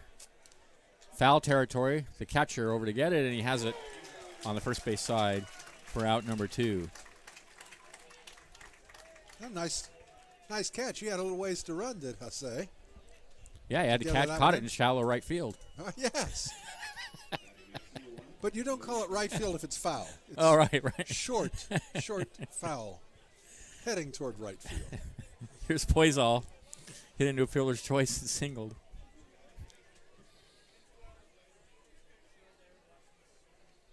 And the pitch. Down low, 1-0. Well, on a day like today, too, you never know where that ball is going to fall once it gets up over the fence there. Ooh, he tried to hold up on a breaking pitch down and away and couldn't do it. 1-1. Poisal, a name very close to one of my favorite ball players in my youth, and just passed away at the age of 88, Jimmy Pearsall. The 1-1. Did he play all his career with Boston? Red Sox. 1 and 2? No, 1 and 2. He played with the expansion California Angels. Oh, okay. Late in his career. A ball and 2 strikes to count. Here's the pitch. Way outside, 2-2. And a strange coincidence, this is true, I don't make these things up, after this pitch. 2-2 the count. And he comes home with a slider down and away. As I was going home last night, I was listening to Sirius Radio, and I had it on 50s on 5, and they played a song which was not a big hit. It was called Summer Swim. Summer Swim by Anthony Perkins, who played Jimmy Pearsall in Fear Strikes Out. The same Anthony Perkins? Yep. Ground ball to second. He tossed the first for the fourth. That'll end the inning. 1-2-3. Go the Expos in the fourth. Crabs are up 8-5. This is Nostalgic Crabs Baseball, 1480 KGOE.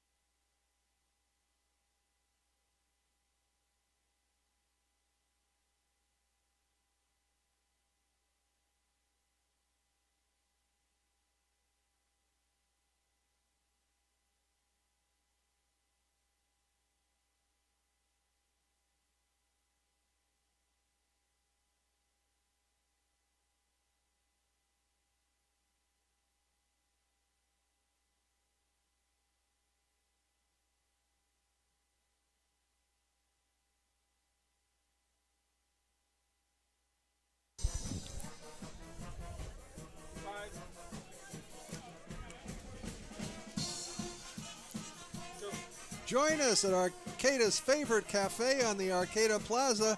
That's Big Blue Cafe at 846 G Street, serving breakfast all day and lunch from 8 a.m. to 3 p.m. Oh, omelets, buttermilk pancakes, Karen's potatoes, breakfast burritos, biscuits and gravy, apple juice, soups, espresso, daily specials, clam chowder. Everything is fresh and everything is delicious. Try us once and you'll come back again and again. That's Big Blue Cafe on the Arcata Plaza. And that's not even everything on the menu. That's just like most of the menu. That's just the left side of the That's menu. just the left side of the menu. Wow, you ought to see the right side. Shoot. All right, Jeremiah Burks to lead it off for the Crabs. He's 1 for 2 with a double and a strikeout.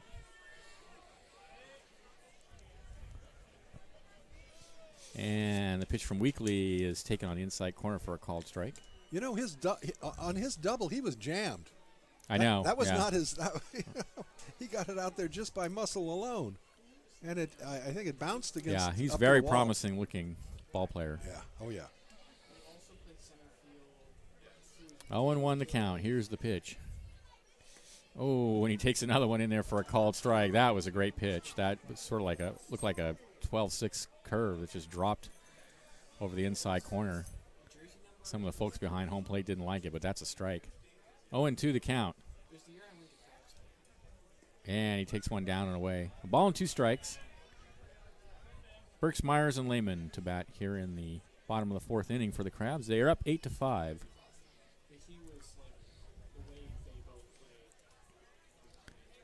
The 1-2. Misses low, 2-2. 5 runs, 6 hits, no errors for the Expos. 8 runs, 7 hits, 1 error for the Crabs.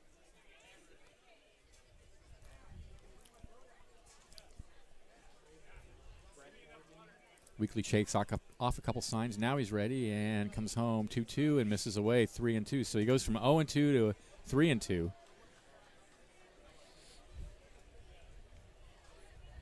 Right-hander is warming in the Expos bullpen. Some guys hanging out in the Crabs bullpen, but that's all they're doing. 3-2 pitch. Tapped foul or towards the Crabs dugout.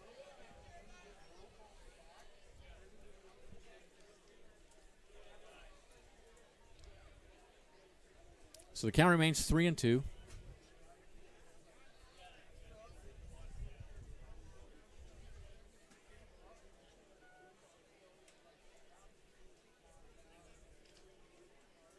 And the pitch. Ball 4. So Burks walks. That is like his 7th or 8th walk of the season. Let's see. That's his 7th walk of the season. The young season. He has not tried to steal, has he? He has not. Mm-mm. He's got great speed from the batter's box. Don't know how he is in terms of stealing a base. I don't know. It's We'll not see. always the same skill. It's not always the same. That's right. Stealing is more about getting a jump, I think, than anything. I mean, obviously you have to be fast, but. So here's Myers. Walked, scored a run in the first inning, and then popped to second. He takes a fastball high. That is the second walk given up by Weekly.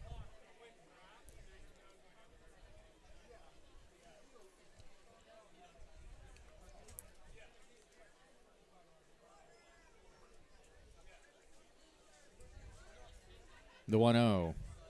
Outside, 2-0. Yeah, the Crabs have been gifted with half a dozen free passes already in the ball game. We're only in the 4th inning. Yeah, that's what's hurt the Expos is the walks. Friday night too. You can't put runners on base like that and expect to win. 2-0 the count. And the pitch. Rides high with a fastball. Now it's 3-0.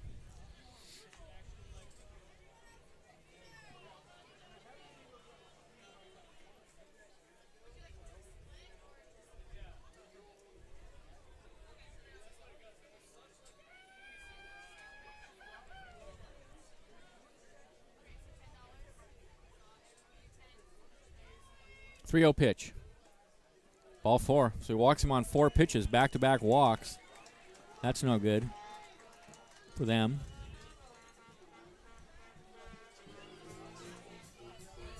So first and second now, nobody out. Here's Lehman. Walked and scored in the first, and then singled and was forced out at second in the second.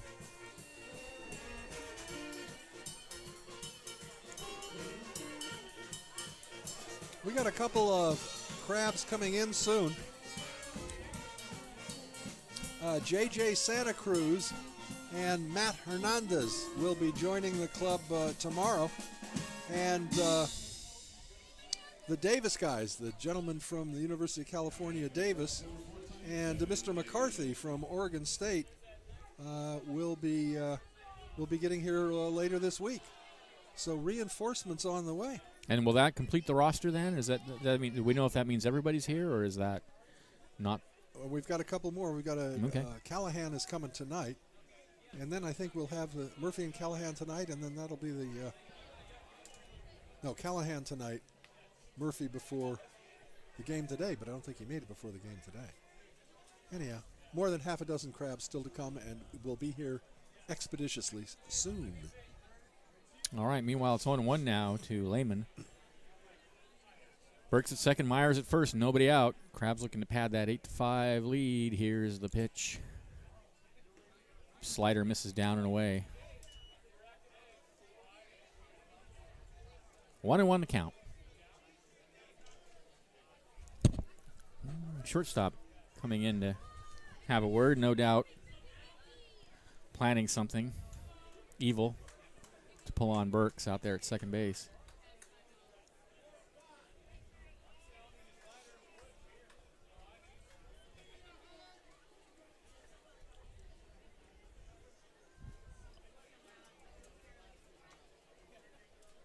One and one to count.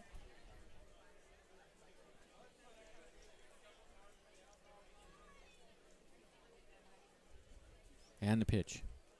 Ground ball back up the middle and through. No, knocked down by the second baseman. He tries to get the out at second, but the ball trickles away. Everybody's going to be safe.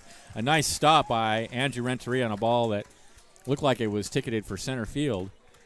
Nevertheless, it's an infield single, and it loads the bases with nobody out.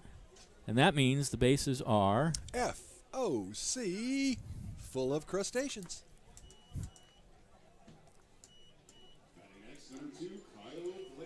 Well, Blakeman came up in the first inning with the bases loaded and picked up an easy run, batted in. Drew a walk. After that, he hit into a fielder's choice. He's got the bases loaded, nobody out. Crabs leading 8-5 in the bottom of the fourth inning. Weekly winds and comes home with a fastball swung on and missed. High fastball. 0-1. The action out in the Expos bullpen has stopped. I don't know if they decided just to let Weekly dangle out there or what. Maybe somebody's all ready. Or maybe he's ready to go. I don't know. Usually they don't come in from the bullpen like that, though, they? Yeah. We'll see. 0-1 the count. And the pitch. Popped high in the air down the right field line. Foul territory. Everybody's giving it a run, but it's going to drop harmlessly.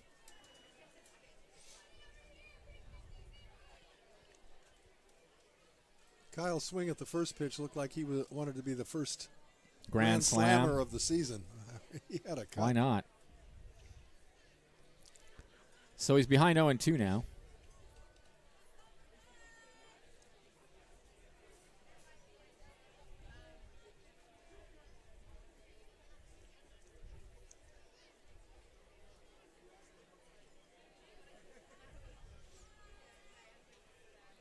Oh, and 2. Here's the pitch. In the dirt, it trickles away from the catcher. Here comes Burks. The toss to the plate's not going to be in time, and he scores on the wild pitch. Everybody else moves up 90 feet. 9-5 in favor of the Crabs. Wild pitch. Heads up base running by Jeremiah Burks. Yep. He had a good look at it and determined he could make it, even though the ball wasn't that far away. And he was absolutely right. Wasn't really that close. Yep. All right, so now runners on second and third in the count 1-2. And a run is in for the Crabs to make it 9-5. Chance to bust it open here. Of course, we said that back in the first inning, too. Yeah.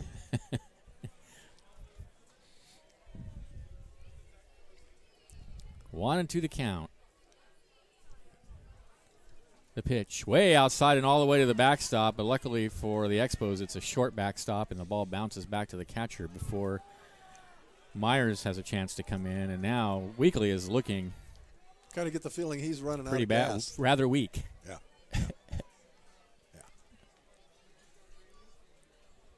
If you were on the home team, you wouldn't use that joke weekly. No, I wouldn't. Maybe once. Yeah. Monthly. All right. 2-2 the count. Maybe they just don't have anybody else. Which is bad news for Weekly. Well, they got folks sitting out there. I know they do. Yeah, here's a ground ball to short. It'll plate another run. They go to third to get, and they got, I can't believe it, they got Lehman at third. It didn't look to me like they tagged him, but Lehman's out at third. Yeah, I think they got him. Yeah. But anyway, the run comes in to make it 10-5 in favor of the Crabs. Blakeman aboard on the fielder's choice. Second run batted into the ball game for Kyle Blakeman. Now with one away, here's Enwea with Blakeman over at first. Now batting for the Crabs, number 10, Anthony Enwea.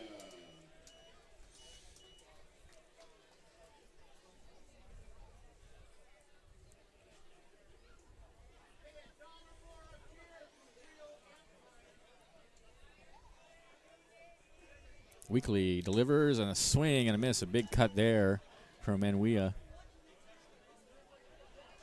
Has singled so far and grounded into a 4-6-3 double play.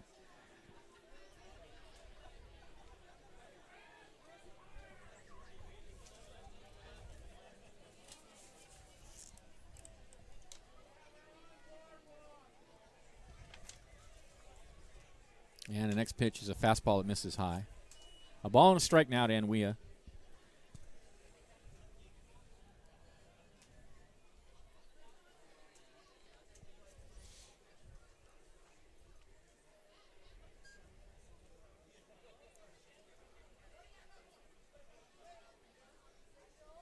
And the pitch, fastball away. The runner's going, and the catcher drops the ball. I don't know if he'd have had him anyway. But Blakeman has second base stolen. I believe that's his first of the season.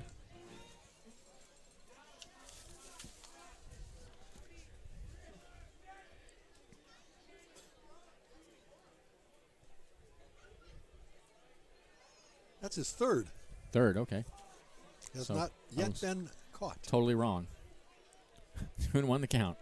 Isn't that your favorite saying? I'm totally wrong. It was something like that. I don't know. It was something like I've never had to say it before. It's a 2-1 misses high. How silly. of 3-1. me. How silly.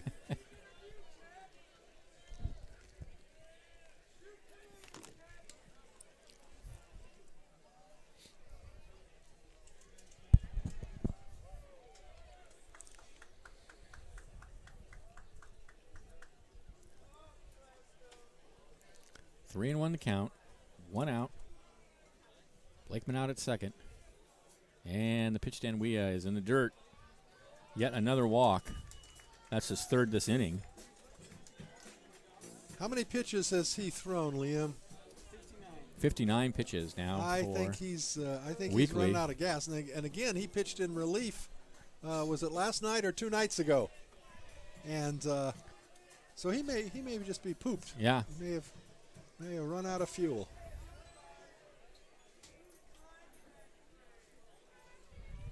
Now batting number 3, Chase Fernley. Here's Fernland.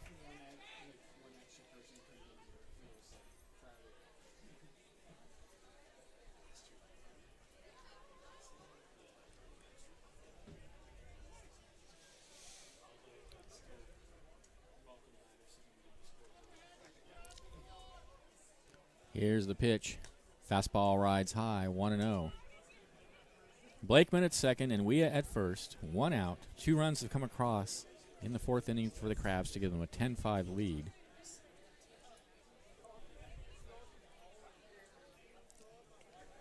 One and 0 the count. Here's the pitch. Breaking pitch on the inside corner for a strike. It's 1-1.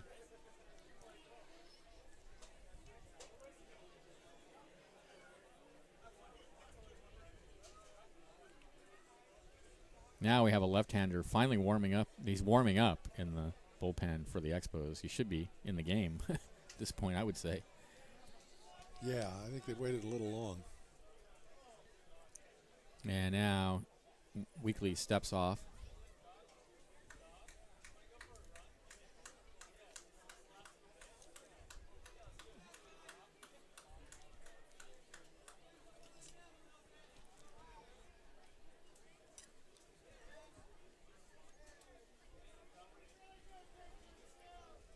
One and one the count. Here's the pitch. Shallow left field. Left fielder on the run. It's going to drop, and everybody's going to move up 90 feet.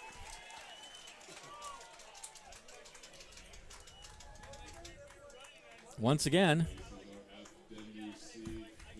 For the second time in this ball game, Chase Fernland has hit a little base hit that brings the pads full, and we always say they're FOC, full of crustaceans for Jack Crowell, who cleared them in the first inning. With a double down the right field line. So a big shot here. Crabs are already up by 5. They could put it away now, I think, although the way today's game has gone.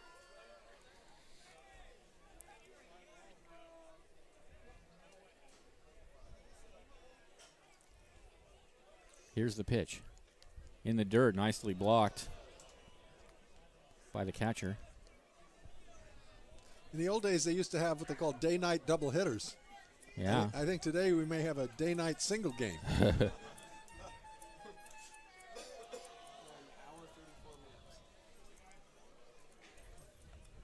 Yep.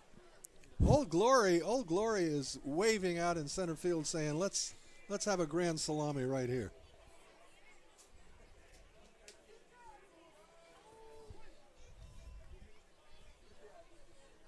All right, 1-0 to Crowell.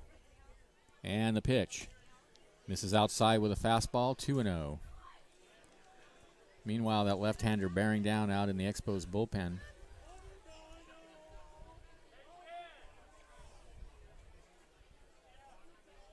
Two and 0 the count.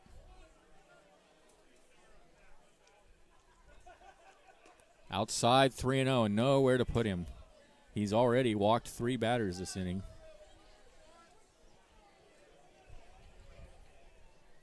I can't believe if he doesn't get this out, he's going to still be in the game after this batter. Actually, either way, I would think. At any rate, 3-0 the count. And the pitch in there for a strike.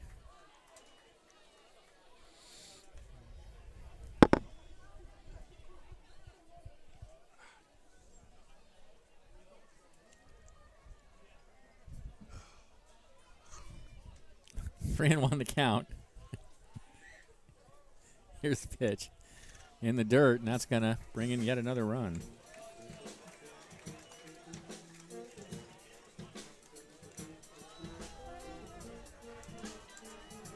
So 4 RBIs today for Jack Crowell.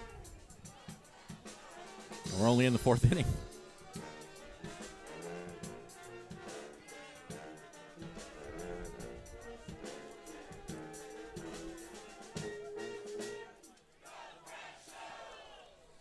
(11-5) in favor of the Crabs. Patrick Chung making his 4th Wow, and they plate still are appearance not in bringing the 4th in, inning. and they still are not bringing in the reliever.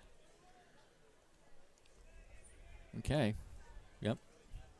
Back to the top of the order. Here's Chung, 1 for 3, 1 for 2, with a walk and a run scored. Here's the pitch, and he takes a breaking pitch high.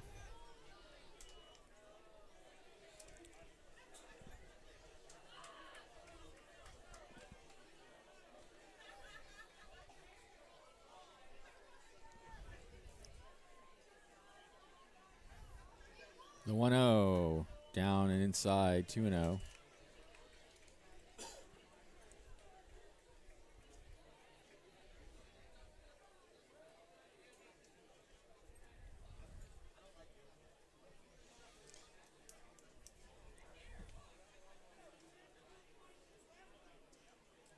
The 2-0, fouled out of play.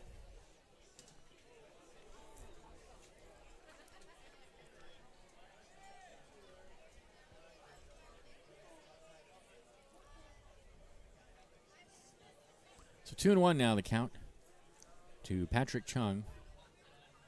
And we at third, Fernlund at second, Crowell at first. Still only one out in the inning. Crabs have plated 3. Here's the pitch. Ground ball foul, wide of first base.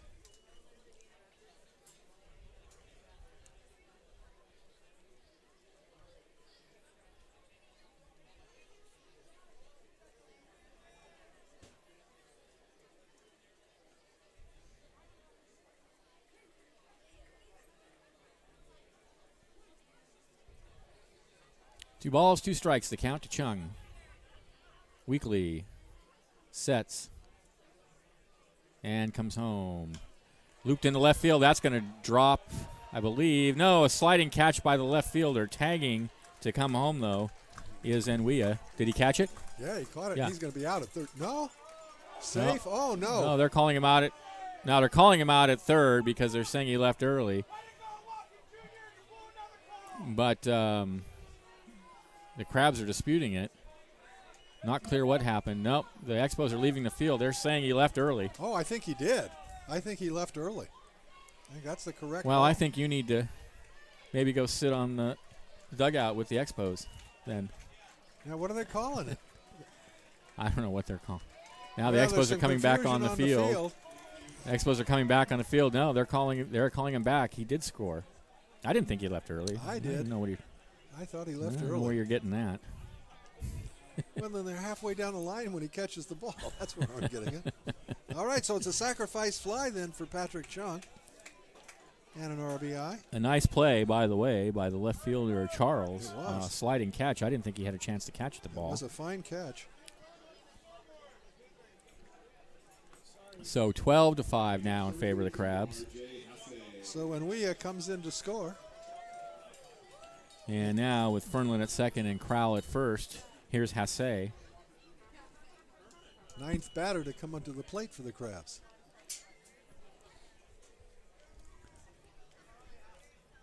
Hasse has got a double in 3 trips. He takes a fastball away.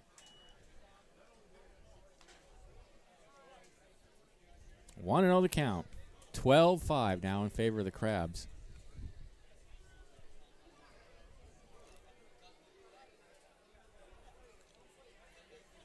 And the pitch. Fouled out of play on the right side.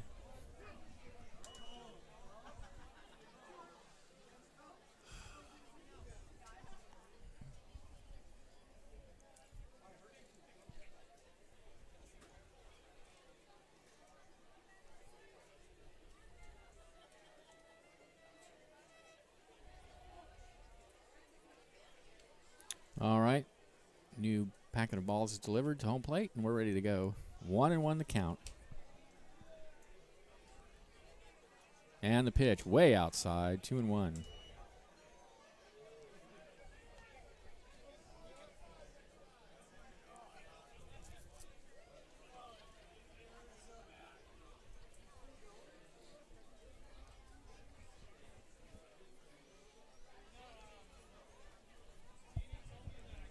The 2-1. Outside again, 3-1. Boy, when are they going to bring this left-hander in? Well, the to young the ball man game? who was warming up out there, Has Benjamin, stopped. just trotted into the dugout. So I Okay. think he's a pitch from coming in. I think he's several batters late at this point. 3-1 the count. Ball 4 high. Yikes. So the Crabs have batted around for the second time today.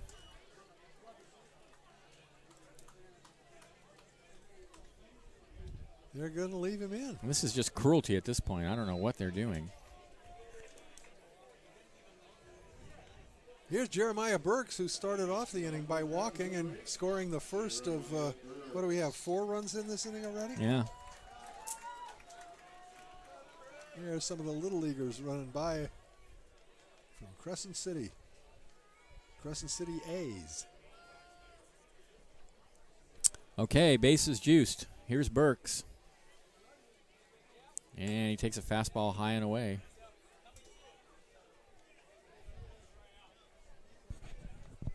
Well, what hasn't he done this season? Doesn't have a grand slam. He doesn't yet. have a grand slam yet. No. 1-0 the count. Fouled out of play.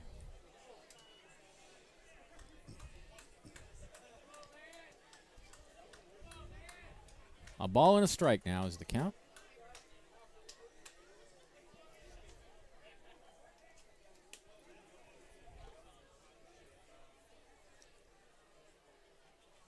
The 1-1 swing and a miss, foul tipped 1-2. Big cut there. I think he may have heard you. Yeah, that was a home run cut.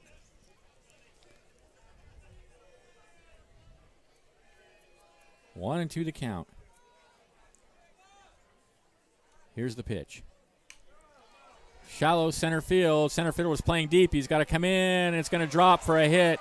13-5, 14-5 now in favor of the Crabs. The ball gets away from the catcher on the throw, and the runners advance 90 more feet. So that's a single and an error on the center fielder.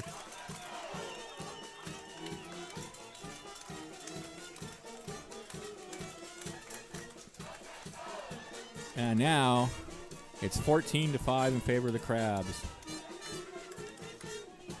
Two RBIs for Burks.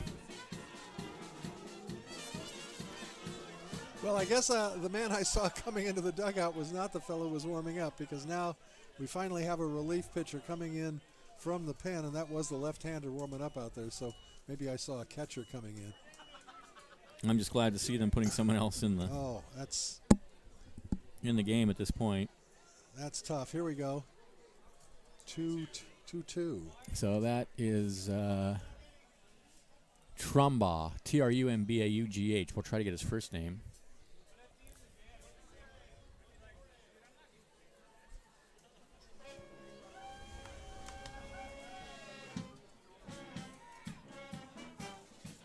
Crabgrass Band doing a little Hernando's Hideaway. Tyler Trumbaugh. And let me talk about Arcata Scoop. Try our homemade organic super premium ice creams and sorbets. Find our daily flavors posted on our Facebook page. Got everything from chocolate, orange chip, peach, boysenberry swirl, all kinds of goodies.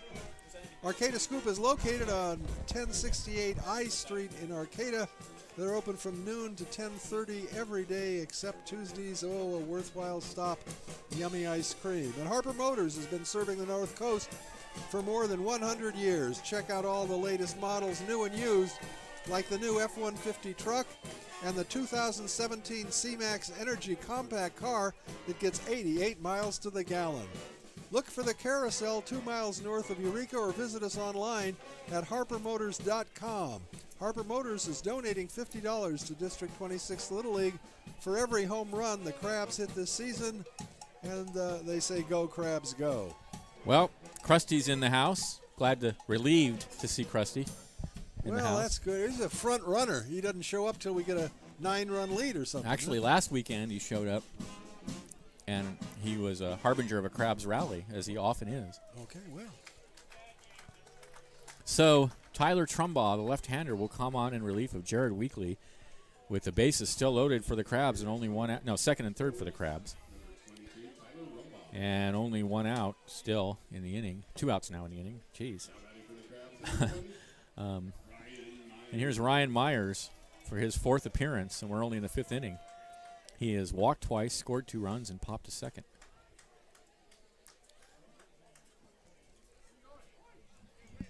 Second and third then. 2 outs. And the pitch. Fastball misses high.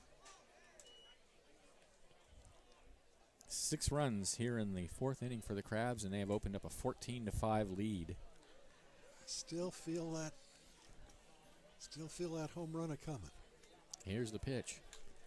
Foul out onto F Street.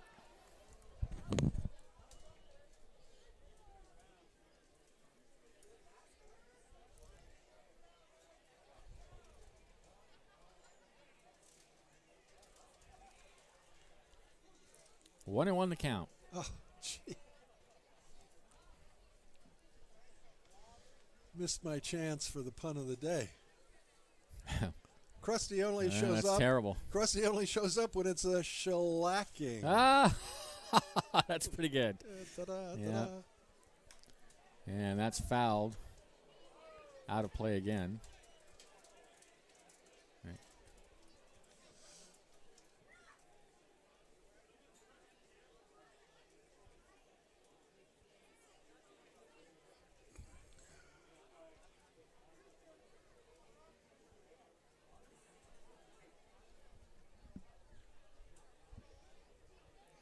One and two the count. And fastball misses high. 2-2.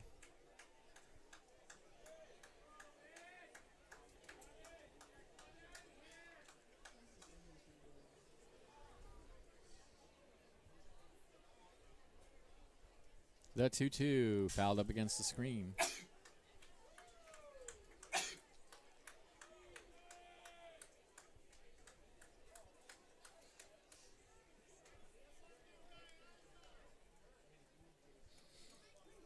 Two balls, two strikes, two outs. Two runners aboard.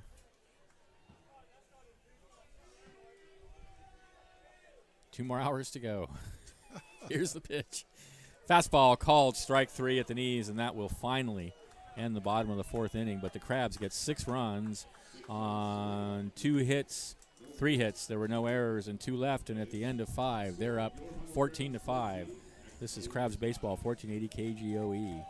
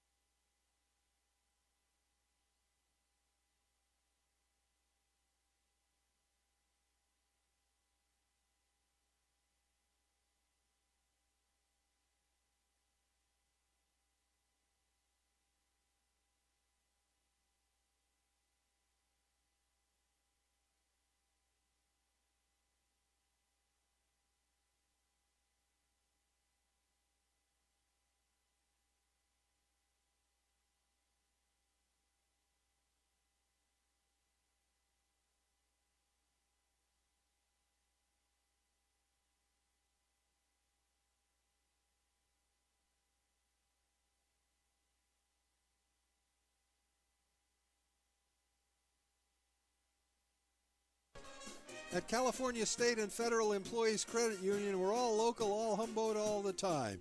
We offer free checking with no balance or transaction requirements.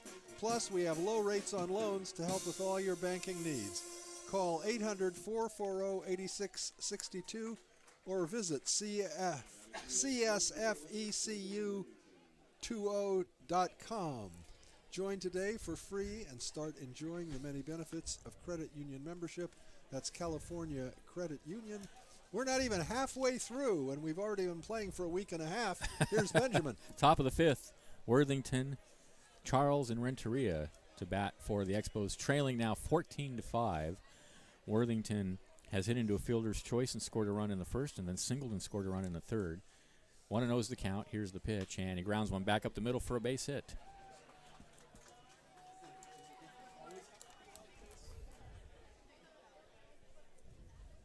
Wyatt Tucker needs to record these 3 outs to be eligible for the victory. And with this big a lead, he would certainly like to get 3 outs. You have to pitch 5 innings as a starter to get the win. Here's Eric Charles. Twice walked and twice scored. Sam Romero. Oh, this is going to be Sam Romero instead of Charles. All right. Here's the pitch, and it's in on the hands, and he fouls it over into the Expos dugout.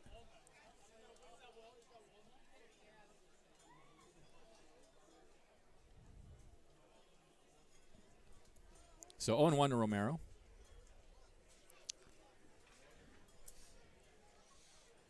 And that one's lined in the left center field. That's going to drop for a hit. And it's going to get past Burks, and on his way now to third then is Charles.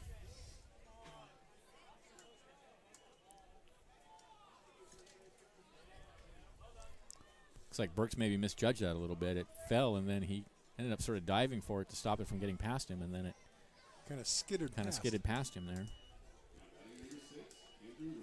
But now here come the Expos. First and third. Nobody out. Who was it? Freddy Krueger that just kept coming back? And that one's fouled out of play. 0-1 the count. Freddy Krueger or Brett Favre? One of the two kept coming back. I always get confused about that.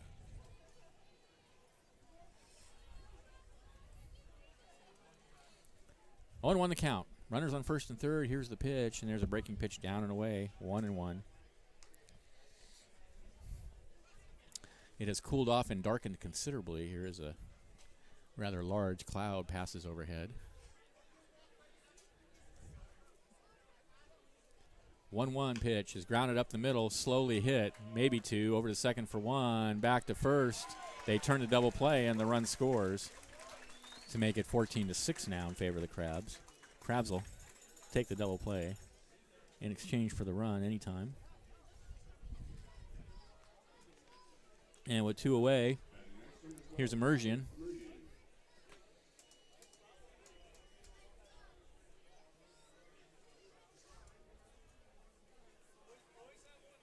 And the first pitch to Immersion is a fastball down low. How many pitches has Wyatt Tucker thrown? 79. 79. Okay. The 1-0 popped high in the air, back of home plate. Coming back is Hasse, and it's going to fall into the seats.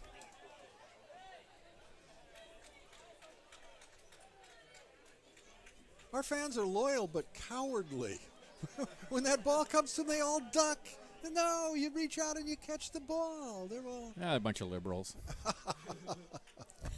Pitch is swung on we're and getting missed. in trouble now. 1-2. Well, it's not an insult. I'm 1-2, so. All right. 1-2, swing and a miss. Strike 3. There was a run on 2 hits. There were no errors and nobody left. And at the end of 4.5, it is 14-6 in favor of the Crabs. This is exciting Crabs baseball, 1480 KGOE.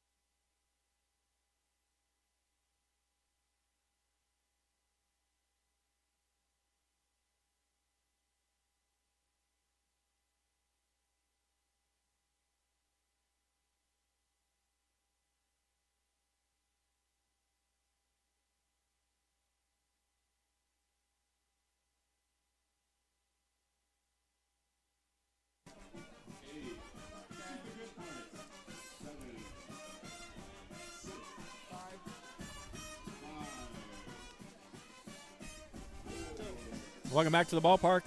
Bottom of the 6th inning, Lehman, Blakeman, and Weah with the Crabs leading 14-6.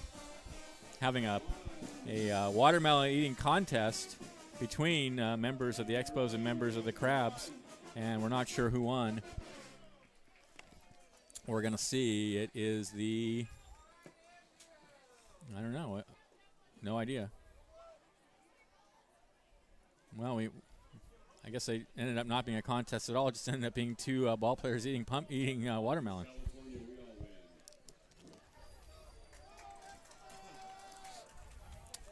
All right, so here's Lehman. 2 for. He has walked and scored a run in the first. Then he singled in the second and singled again in the fourth. 14 runs on 10 hits for the Crabs. 6 runs on 8 hits. For the Expos, both teams have 1 error. Actually, I think the Crabs have 2 errors, don't they?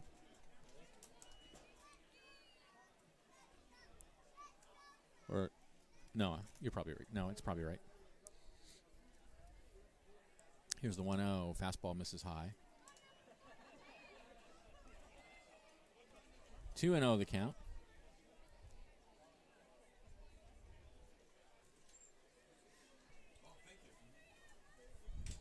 And the 2-0 is hit high in the air to shallow center field. The center fielder is coming in, and he makes a running catch for out number 1.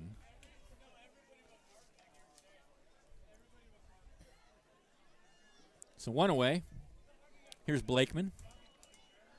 Walked and scored in the first inning, hit into a fielder's choice in the second, and then hit into a fielder's choice and scored a run in the fourth inning. He also stole his third base of the season.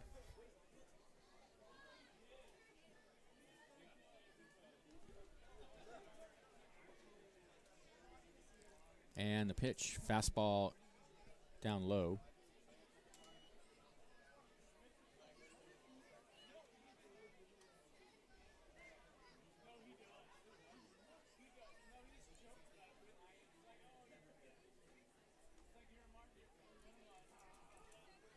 One and 0 the count, and the pitch down low again, 2-0.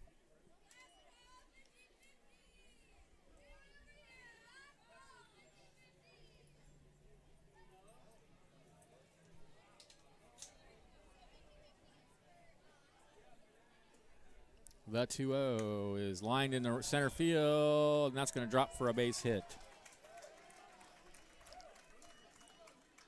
So Blakeman aboard with 1 out.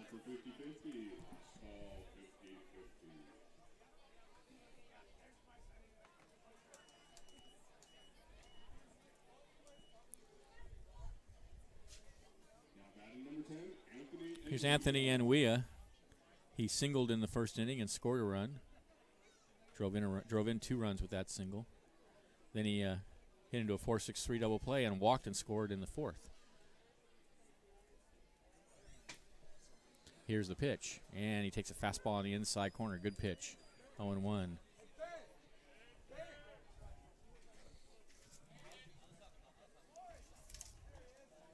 Tyler Trumbaugh, third pitcher of the afternoon.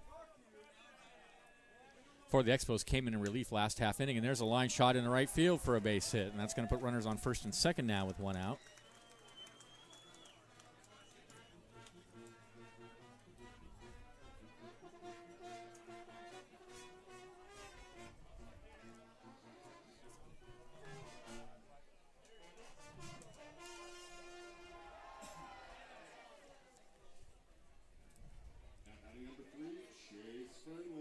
Here's Chase Fernlin, 2 for 3, 2 singles, 2 runs scored.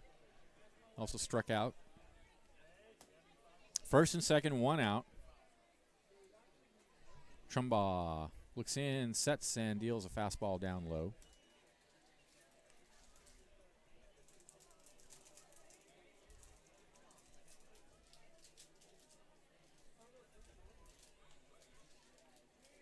The 1-0. Fouled out onto F Street.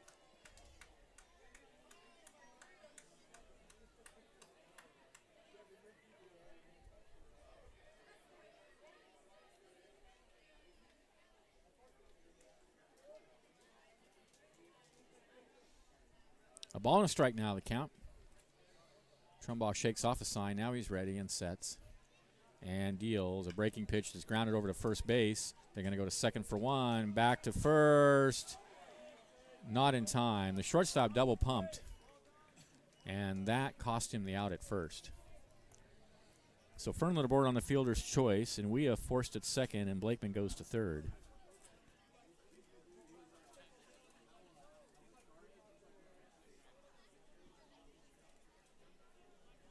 And here's Crowell. He's had a good day, a 3-run double, and a run scored, and 2 runs scored. He also has a couple of walks. They haven't gotten him out today. He's also got a stolen base. First and third, 2 outs. 14-6 in favor of the Crabs. And the pitch. Down low.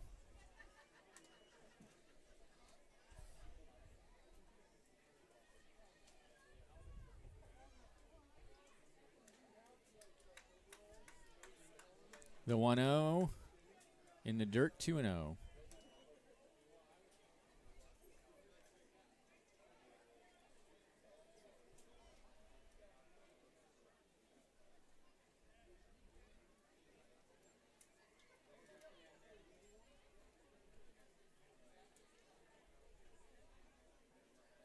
2-0 pitch in there for a called strike on the inside corner. 2-1 now the count to Crowell. Patrick Chung on deck.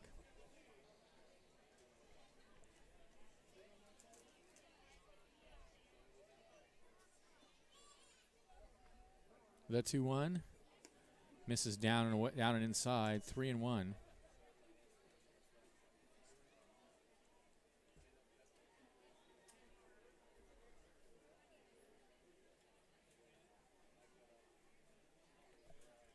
The 3-1 grounded out to second base. Should end the inning. They toss a second for the force, and that will end the inning. No runs. There were 2 hits. There were no errors and 2 left. And at the end of 6, 14-6 in favor of the Crabs. This is exciting Crabs baseball, 1480 KGOE.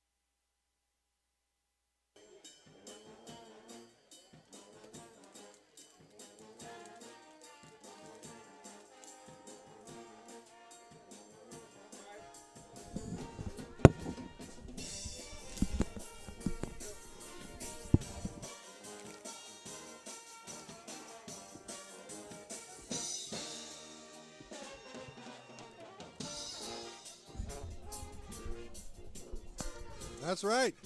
Crabgrass Band entertaining. The world-famous Crabgrass Band. As we head into the top of the 6th inning, we got a new pitcher for the Crabs. Kyle Watkins. Coming in relief of Wyatt Tucker, who went 5 innings and stands to get the win as the Crabs have a pretty big lead. 14-6 as we head into the top of the 6th inning. Kyle spells his name a little differently than most people named Kyle. It's C-Y-L-E instead of the more traditional or typical K-Y. We got a shout out to the beer crew. We love the beer.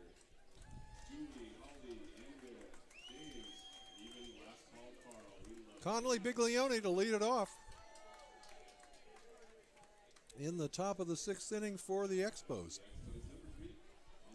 They led oh so briefly in this ball game, plating 3 runs in the top of the 1st, only to see the Crabs put up an 8 spot in the bottom of the frame, and it's been the Crabs ahead ever since. First pitch from Watkins is a fastball well outside to the left-handed hitting Biglione. The next pitch is over but low, 2-0.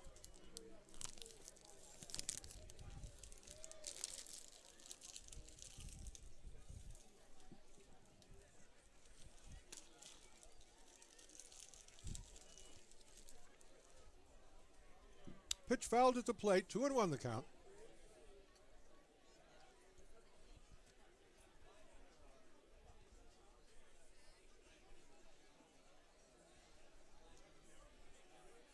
The next pitch is over but a little low. 3-1 the count.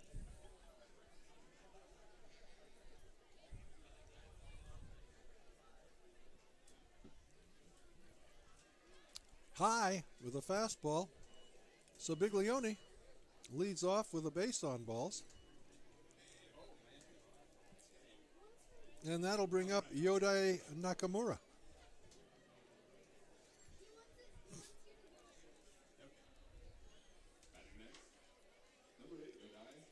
Nakamura 0 for 2 on the afternoon, getting his first look at Kyle Watkins. Right-hander versus right-hander, and the pitch is swung on and grounded to the shortstop. Crowell is up with it. Throw across the diamond is low, but dug out by Myers. 1 down. And the ball was not hit that sharply. No chance to get Biglione at second. So they got the sure out at first. Good scoop by Myers to complete the play. One down. We go to the top of the order. And Michael Workington, who was a terror in the first two games of this series against Crabs pitching, but has been held in relative check after a leadoff single in the first inning. He has twice been down on strikes, and he takes a pitch outside and low, 1-0.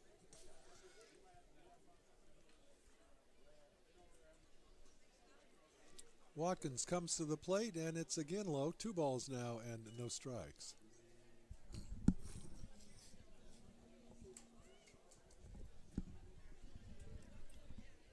We got some great baseball for you ahead next week. The next pitch, again, down low. That one bounced at the plate. 3 balls and no strikes now to Workington.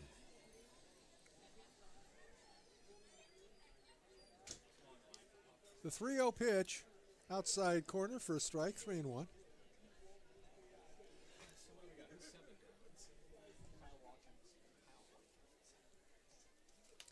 The next pitch is nubbed down the third baseline, foul. Kind of a cue shot off the end of his bat, and the count now 2 balls and 2 strikes to the Expos leadoff hitter.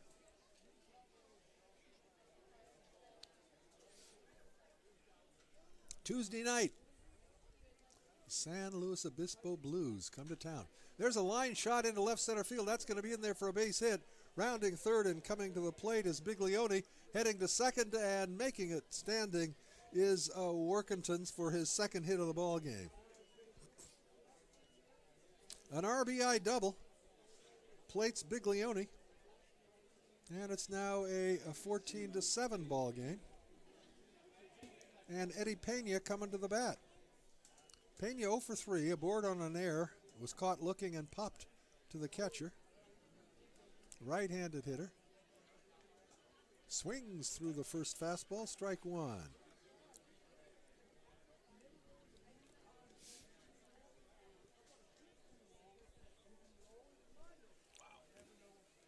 Watkins' next offering, again very low in the dirt, 1-1. Watkins, a product of Eureka High School, now does his pitching for Abilene Christian University. The next pitch, high and tight with a fastball. That backed Pena off the plate. The count now is 2-1.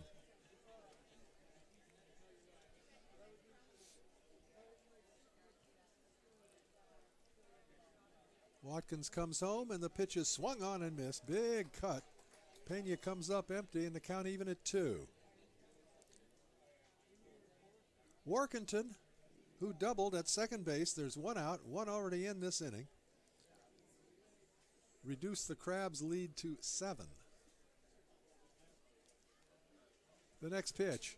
It's hit in the air just over the third baseman's head into shallow left field. That's going to be in there for a base hit, and that's going to score Workington from second base. I think we're looking at extra innings. And it's now a 6-run lead. These guys are scrapers. They're fighters. They don't know when to quit, and that's good. Here is Logan Poisal. A single in 3 trips.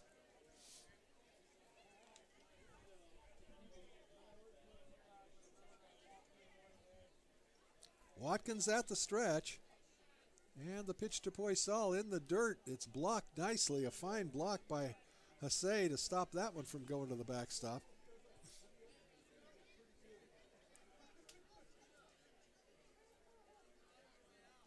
One ball and no strikes to Poisal, the cleanup hitter Worthington in the on-deck area.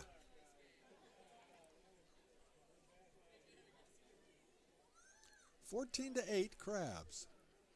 The pitch to Poisal, that's in there for a called strike.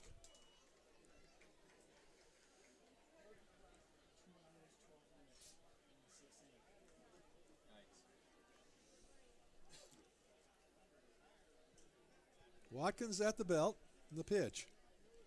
Swings, and does he foul it off? I guess he tipped it foul. So Pena returns to first base. The count now a ball and 2 strikes on Logan Poisal.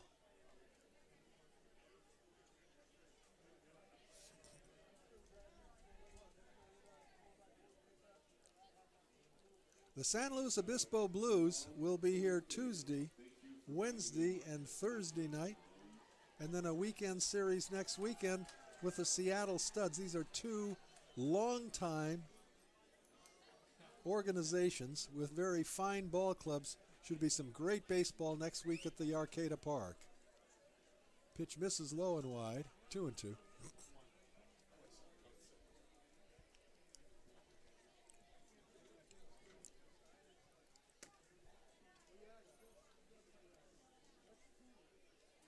And the 2-2 pitch. Fastball backs him off the plate. It's 3-2.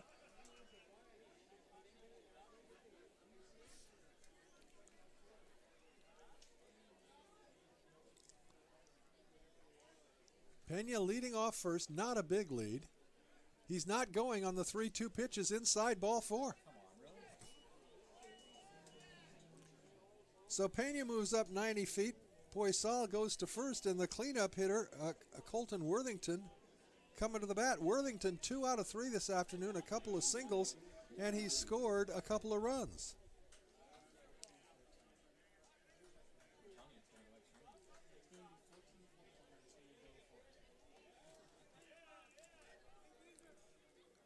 Kyle Watkins gets a sign from Hesse. The pitch bounces at the plate. It goes to the backstop.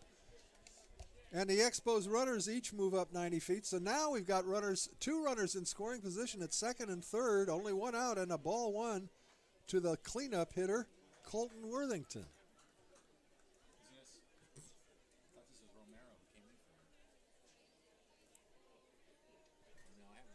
No, Romero's on deck.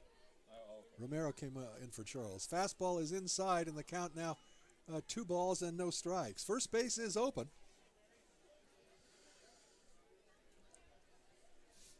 Watkins working from the stretch and the pitch. Down low. That bounced near the plate. It's 3-0. So a pitch away from loading him up for Sam Romero, who came in as a pinch hitter in the 5th inning and singled. 3-0 to Worthington. That's straight down the pike. Strike 1, right down the middle. 3-1.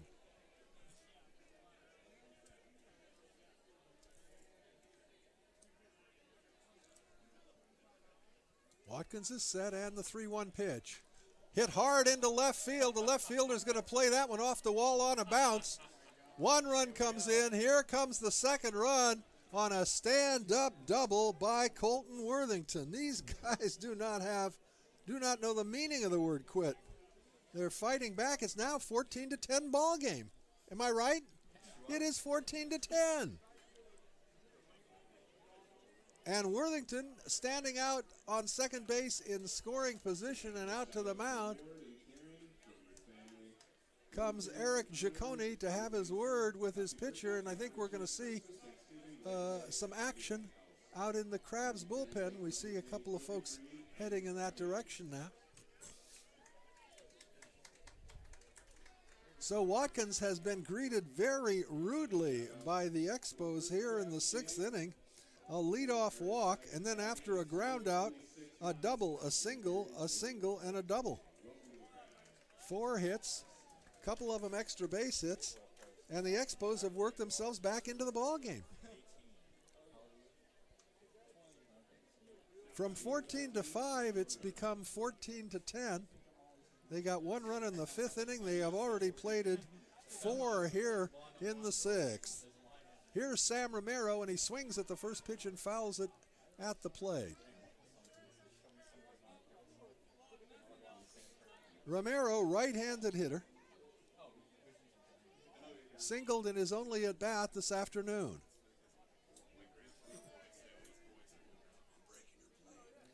Watkins at the belt. Runner goes, the pitch is low, no chance to get him. A huge jump by Worthington. Watkins kind of lost track of him, didn't pay any attention to him, and Worthington said, I'll scoot over 90 more feet. Now he can score on a ground out to the middle infielder or a fly ball. The 1-1 pitch. High pop-up. In front of the plate, it's Hasse and the third baseman. It's going to be the third baseman, Lehman, who comes in to make the catch. Nice play, nice hustle play. Hasse was having a little trouble looking up into the sun for the ball, and sprinting in to make the catch was Lehman, and that's a big out. 2 down now. It'll be up to Renteria. Renteria, a single in 3 trips. Grounded into a double play in his last at bat. So Worthington at third, and now there are 2 outs. It'll take a base knock to get him home. And a swing and a miss on a high hard one, 0-1.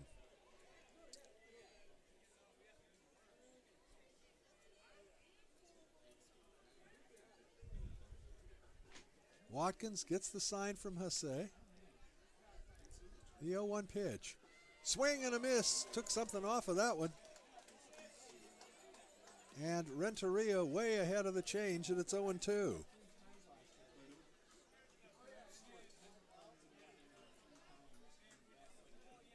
Now we're seeing more blue and more sun. Here's the 0-2. Oh, curveball and a beauty. Got him looking. Just absolutely froze him at the plate.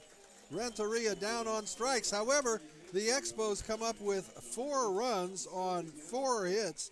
There were no errors and 1 left. And at the end of 5.5 innings of play, it's the Crabs 14 and the Expos 10. You're listening to exciting Crabs baseball, KGOE 1480, Arcadia, Eureka.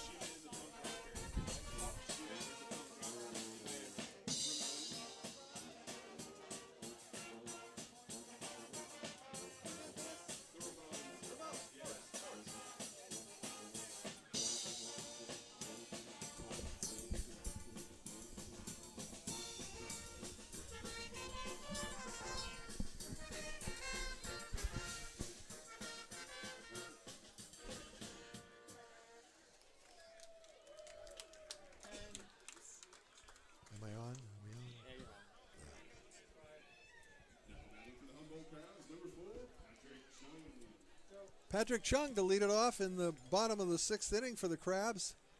Well, Benjamin said he wanted a slugfest. He's got one today. 14-10, Benjamin. Oh, yeah, just the kind of game I enjoy. First pitch from Tyler Trumbaugh misses 1-0.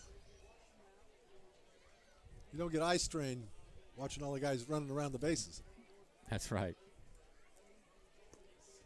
Inside it just nicks him. Fastball plunks Chung, and he trots down to first base.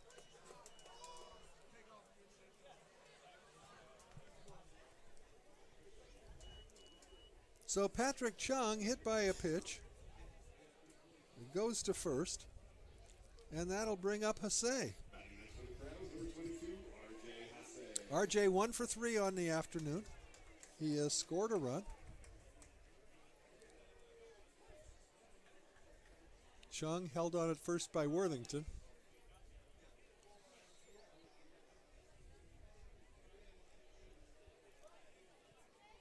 All right, Tyler Trumbaugh on the mound at the set. The pitch to Hasse is a breaking ball for a called strike 1.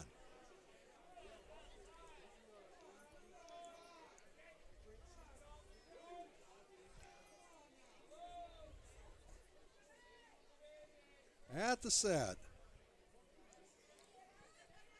The pitch.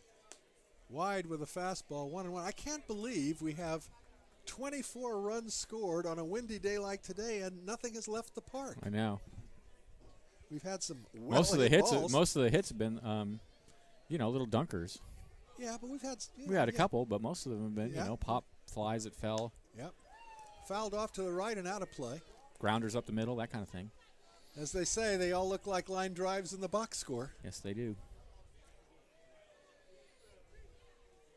1-2 the count.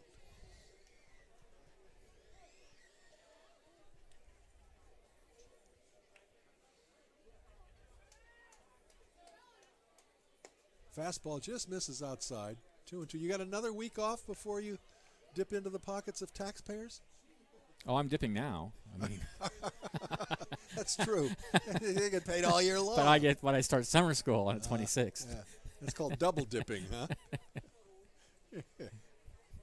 2-2 the pitch. Ground ball backhanded by the third baseman. He goes to second high, and it goes into right field. Everybody is safe. It was a fine play by Pena even to stop that ball from going into a left field, but then his throw pulled second baseman Renteria off the bag, and we're going to have to see how that one scored. Gee, it's not an error. I'm tempted to call it a fielder's choice. He just didn't get the out, right? Okay. All right, so it goes as a fielder's choice, but Hasse is on at first base as they were unable to force Chung at second. Here's Jeremiah Burks. A single and a double in 3 official trips. He's also walked. He's driven across 2, and he takes a pitch wide, 1-0.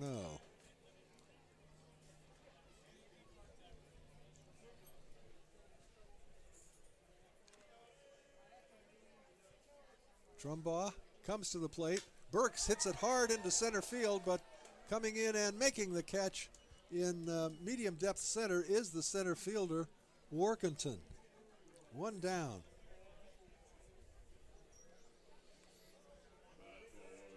That one made it all the way to center field, too. I don't want to hear about second base on that. Yep, that went out to deep second base. Yeah, deep second base. He's cruel to me, folks. Here's Ryan Myers. Myers looking for his first hit of the afternoon. Time to join the hit parade. He has walked a couple of times. And the pitch to Ryan is there is a hit Good in job. the left field, and that's going to score Chung from second base. So a solid single by Ryan Myers. Chung in to score. Hasse stopping at second. And it's now a 15-10 ball game. And here's Lehman.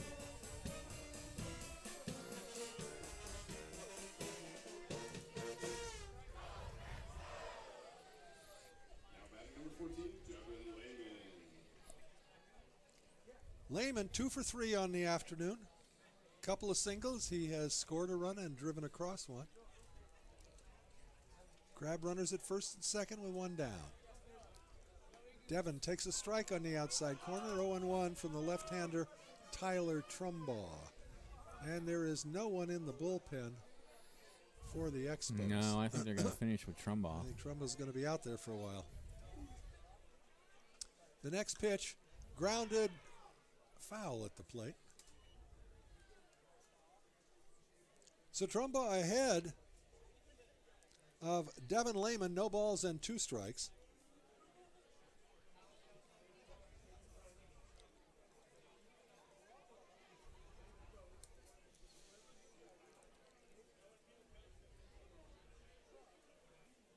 Oh, and 2 to Lehman. Trumbaugh gets the sign from Nakamura and comes to the plate and gets him. Strike 3 called. Outside corner with a fastball, 2 down.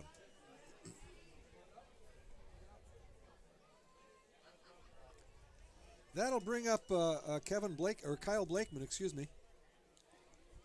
Now batting number 2, Kyle Blakeman. Kyle 1 for 3 this afternoon. He has driven across a pair and scored a couple.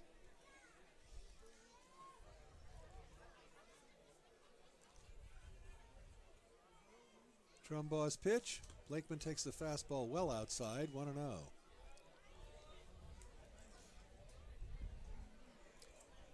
We don't have the official attendance yet, do we? I would guess we got about 1,000 folks here. That's what I would guess too, yeah. Good, enthusiastic crowd. And they've seen a lot of action. Seen a fun ball game. They've seen 2 ball games. The 1-0 pitch stays up.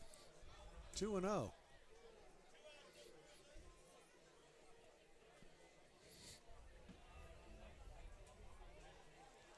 2-0 to Kyle Blakeman. Crab runners at first and second. They take their leads. Trumbaugh's pitch. Blakeman hits it to the third baseman on a hop. He's got it. His throw to first in time to retire Blakeman and the Crabs in the 6th inning. Crabs get a run on a couple of hits. No errors, 2 left, and at the end now of 6 complete, it's the Crabs 15 and the Expos 10. You're listening to Crabs Baseball, KGOE 1480, Arcata, Eureka. New pitcher, number 9. Wallace, Zach Wallace.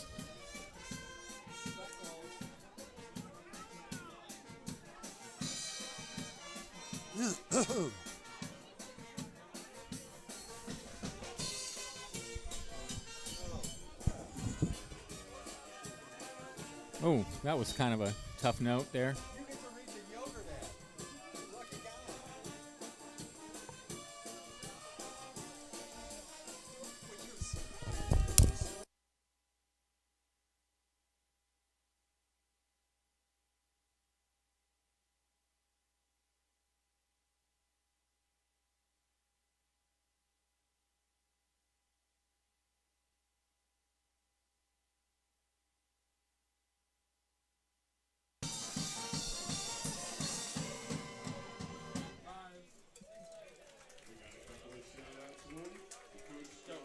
Welcome back to the ballpark. Thanks to Ultimate Yogurt. Try more than 10 ever-changing yogurt flavors with a ton of toppings that will make your head spin. Ultimate Yogurt is locally owned and is a great place to bring your crabby kitties. They can make their own cups exactly how they like them. Ultimate Yogurt has 2 locations, one in Arcata and one in Eureka. Check them out. All right, going They into also, the, I would say, have extremely friendly young people working yeah, very at nice. the one here in Arcata. Very nice staff at the yogurt spot. We got a new pitcher on the mound for the Crabs, Zach Wallace, coming in the 7th, a third hurler employed by Robin Guyver in the ball game. If you just joined us, we've had a whole lot of hitting and a whole lot of scoring this afternoon. Benjamin, what are the totals for the ball game so far? For the Expos, 10 runs, 11 hits, 1 error. For the Crabs, 15 runs, 13 hits, 1 error. Wow. And Zach Wallace comes in having pitched 5 innings. He, let's see, gave up 3 earned runs, struck out 10, and walked 3. Here's Alex Emerzian. And he takes the pitch low and away. 1 ball and no strikes from Zach Wallace. So Watkins was roughed up in the 6th. Giving up 4 runs. Were all those earned, Benjamin? The Crab runs? Or the, Yeah. Yeah. 1-1 the count to Emerzian, the bottom third of the order here in the 7th. High pop-up on the infield. It's going to be the second baseman, Chung, under it. And Patrick puts it away, 1 down.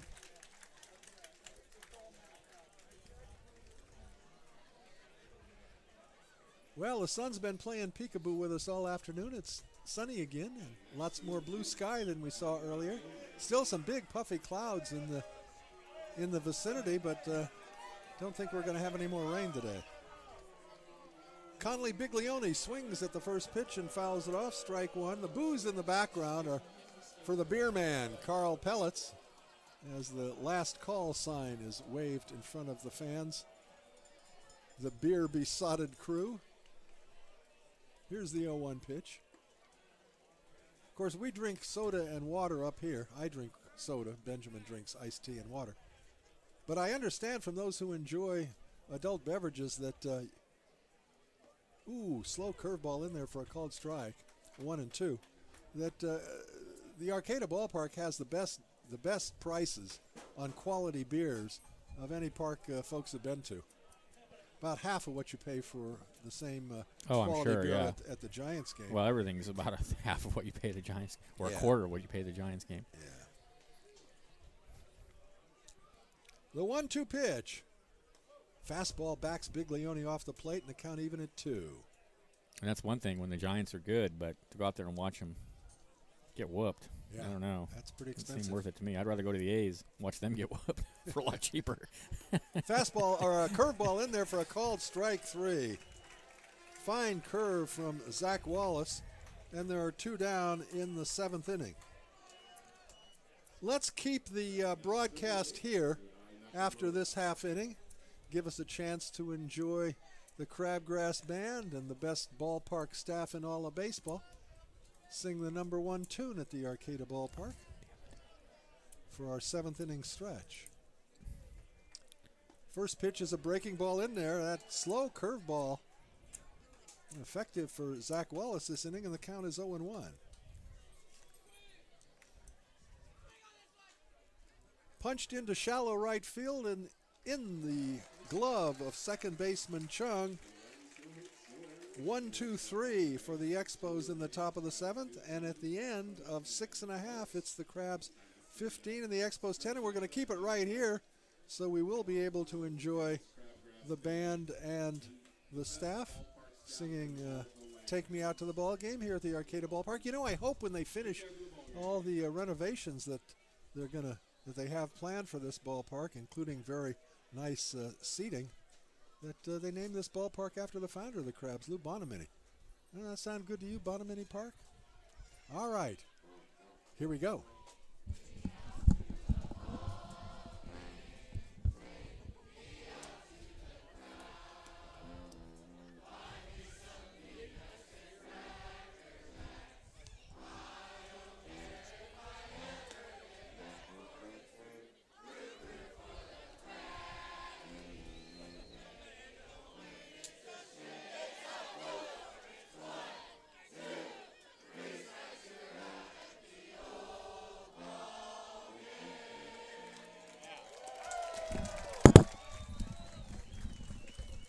All right, wonderful rendition. Let's see, who else do we have to thank yet? How about Crestwood Behavioral Health Center? Crestwood Behavioral Health Center in Humboldt County. It's all about community. Looking for a rewarding career? Join our team and make a difference. Crestwood has been providing residential mental health programs at its Eureka location since 1979. We have full-time and part-time positions available, LPTs, LVNs, assistants, and various staff positions. Visit us at 2370 Boone Street in Eureka or find our ad in the annual Crabs program. Enwie to lead it off. Excuse me. Enwie takes a pitch inside, 1-0. And that one is a little bit high and wide, 2-0 to Enwie. He'll be followed by Chase Fernland and Jack Crowell. Today's attendance, 965 folks All right, at the we ballpark. were close. We said about 1,000. Said about 1,000, That's yeah. close to 1,000. That pitch is a called strike, so it's 2-1 to Enwie.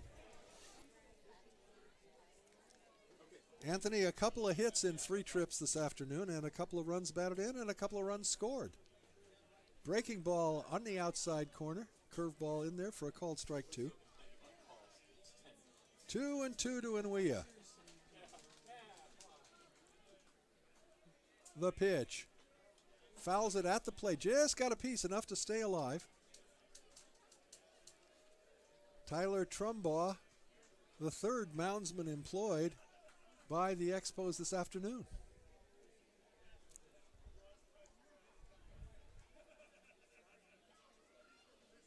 Two and two the count. The pitch. Ooh, he tried to check his swing. I think he went around. He did. First base umpire Swanson punched him, or excuse me, Eastless. First base umpire Eastless punched him out. 1 down. That'll bring up Chase Fernland. Chase, a couple of hits in 4 trips. He has twice singled to load the bases.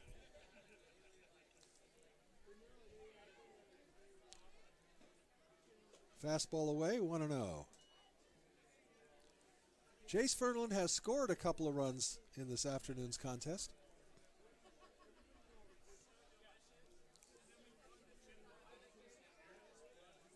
The 1-0 pitch.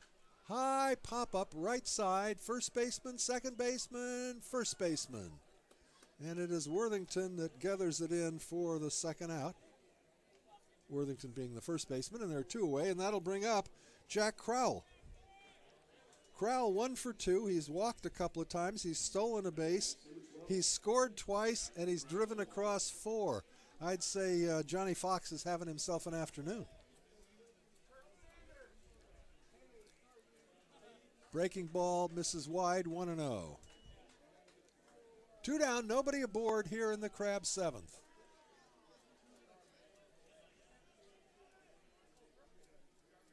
Trumbaugh working exclusively from the stretch, throws a strike in the outside part of the plate, and the count even at 1.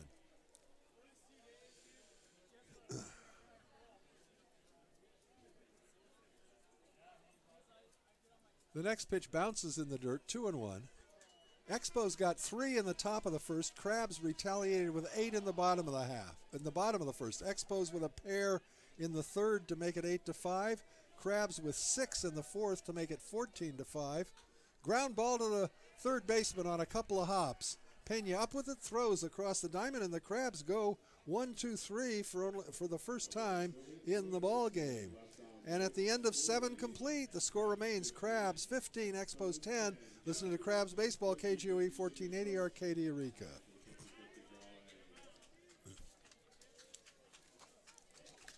was in the 8th inning, wasn't that the 8th inning? That was 7th.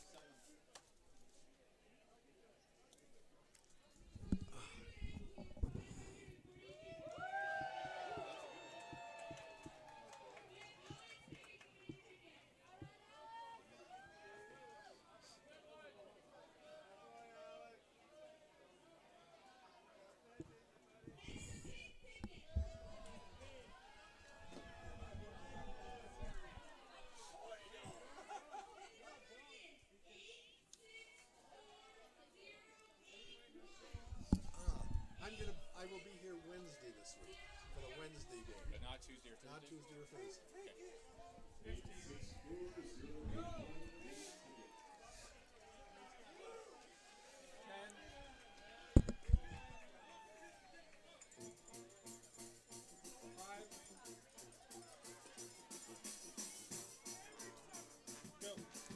They just had the 50-50 drawing here at the park, and somebody's leaving here a millionaire, I think. There was a huge pot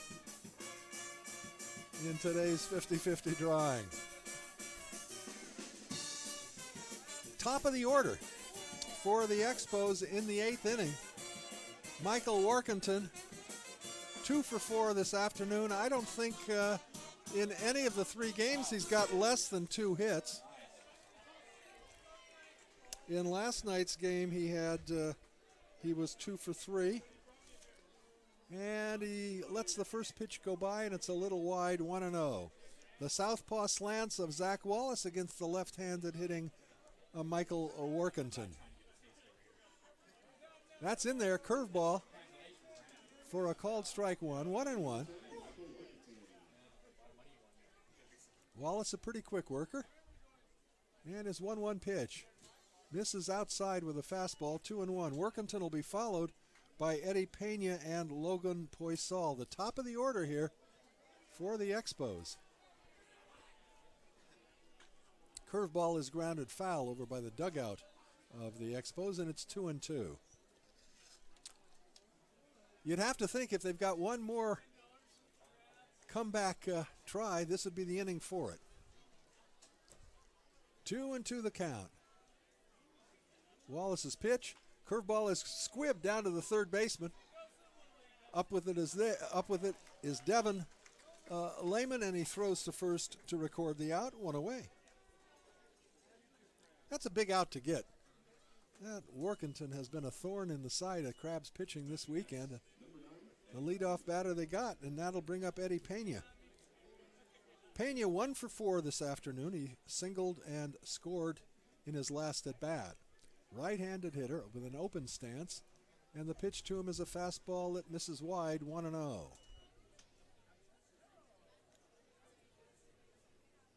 If you got a calendar handy, you can just circle the entire next week.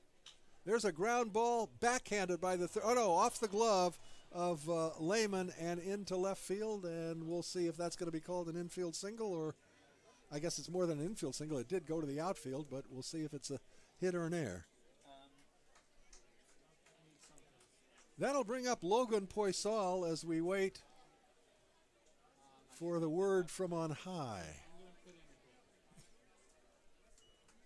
Poisal, 2 for 4, a couple of singles. He has driven in a run and scored a run. Pena leads at first, and the curveball is over but high, 1-0. I think we'll call it a hit. So Pena getting a base hit on that grounder off the glove of Lehman. I agree with that call, and the count a ball and a strike. There's a strike. That makes it 1-1. Excuse me, it was 1-0. Check swing, and it's 1-1. Pena at first, 1 down. Crabs 5 outs away from a sweep of this series. Shortstop Logan Poisal at the bat, and the pitch to him is fouled straight back. So Zach Wallace ahead now, a ball and 2 strikes on the slick fielding shortstop for the Expos, Logan Poisal.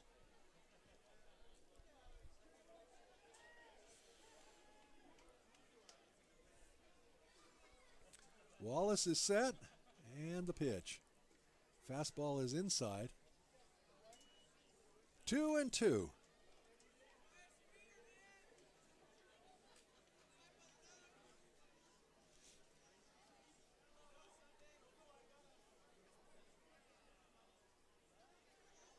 The 2-2 offering. Outside, ball 3. On deck is the cleanup hitter, Colton Worthington, who has worn out Crabs pitching this afternoon.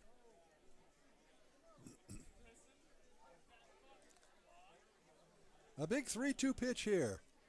Pena modest lead at first, held on over there by Myers. Wallace comes home 3-2. Line drive past the diving Lehman at third base and into left field for a solid single. So the Expos with runners at first and second, 1 out, and their cleanup hitter Worthington, after grounding into a fielder's choice in the first inning, he has singled and doubled, scored a couple of runs. Right-handed hitter. Both teams now together have 13 hits each. Wow. 26 hits in the game. Wallace at the set. A look back at second. He comes to the plate, and Worthington, it's a high, short pop-up into short center field, and it's going to be dropped. Cannot be caught. Everybody's going to move up 90 feet. A fine effort by Burks, but he couldn't quite get to it. So 3 consecutive one-base knocks, and the Expos have the bases loaded with 1 out. These guys. Here's Romero, the designated hitter. He's having a talk with his third base coach.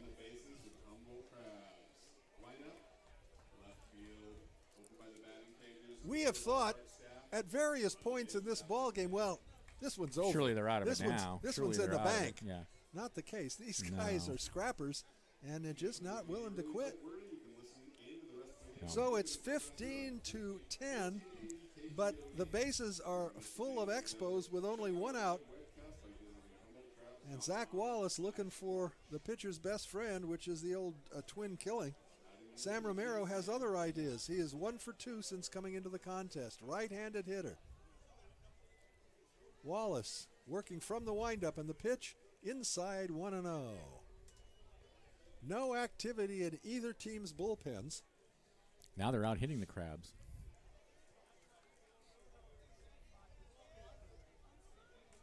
One and 0 to Romero. Wallace's pitch misses wide. 2 balls and no strikes.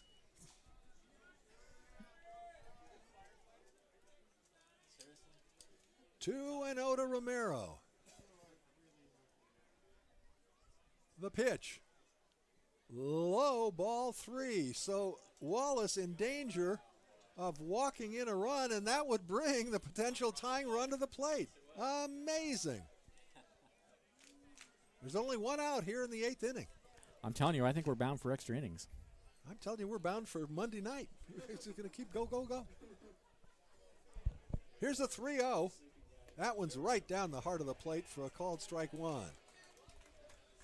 Romero takes a look at his third base coach to see if there's a take sign on here. I would be surprised. The 3-1 pitch. He's swinging and he grounds it to the shortstop. Crowell has got it. His only play is to first in time. Nice play by Crowell. A run scores, and the other runners move up 90 feet. So Romero grounds out third to first. The Crabs will take that. The Expos with 2 runners in scoring position at second and third, but now there are 2 down, and it's a 15-11 contest with Andrew Renteria coming up, and he's been 1 for 4 on the afternoon. Right-handed hitter, not a big guy. Wallace comes to the plate. Renteria takes a strike on the outside corner, 0-1.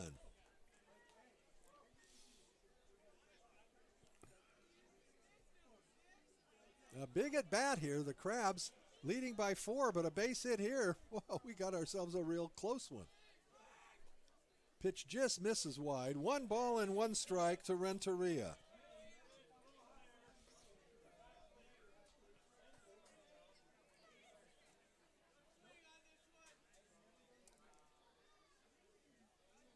Wallace is set, and the pitch. Swing and a miss. Big cut, and he comes up empty. It's 1-2.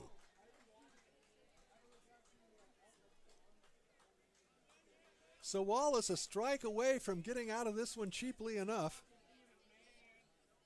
The Expos have tallied 1, but they got two on the pads in scoring position out there.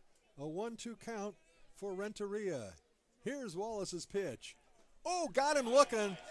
Curveball on the outside corner, and Renteria was frozen at the plate. Big strikeout for Wallace. For the Expos in the 8th, they had a run on 3 hits. There were no errors and 2 left. And at the end of 7.5, it's now the Crabs 15 and the Expos 11. You're listening to Crabs Baseball, KGOE 1480, Arcata, Eureka.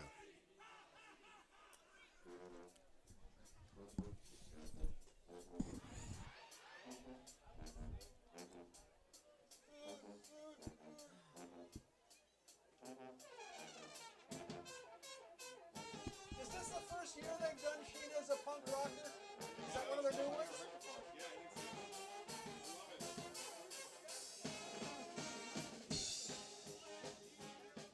Did you get my email today? I didn't look at my email. Read it. I think it's a brilliant analysis and unique in terms of Comey's testimony. A woman compares that to what women face on the job. Oh, yeah, right. Well, they definitely tried to, why didn't you say anything? She gives an answer to that, too, It's yeah. your fault. It's your fault. Right, they always blame the It's victim. your fault that he's totally screwed. Are we ready? Are we going? All right. Bottom of the 8th inning. Crabs leading 15-11. And they'll send the top of the order to face the left-hander, Tyler Trumbaugh. Trumbaugh will face Chung, Hasse, and Burks in the Crabs' 8th inning with a 4-run lead. Chung takes a fastball wide, 1-0.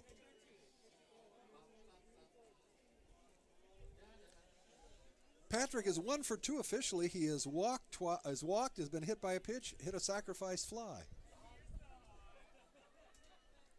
Fastball is wide, 2-0 to Patrick Chung. 6th plate appearance of the day. 6th. That's a hard word for me to say. 6th. Line drive. Second baseman backhands on the outfield grass, and a nice play by Andrew Renteria to retire Patrick Chung. Well hit to Renteria's right. A nice backhand and throw to get the speedy Chung. One away. And here is R.J. Hasse. Hasse 1 for 4 and a walk on the afternoon. First pitch is well outside, 1-0. If you're looking ahead to the 9th inning for the Expos, they'll have the bottom third of the order. to face, I assume, Zach Wallace. Fastball on the outside corner for a strike, and the count even now on R.J. Hasse.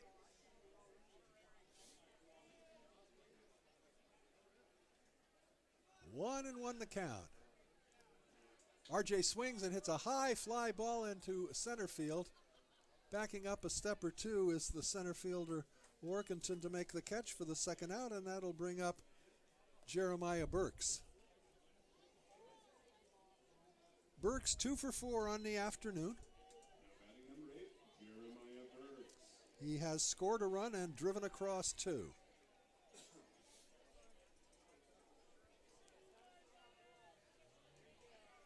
A single and a double in 4 trips for the Crabs. Very talented center fielder. The first pitch misses 1-0.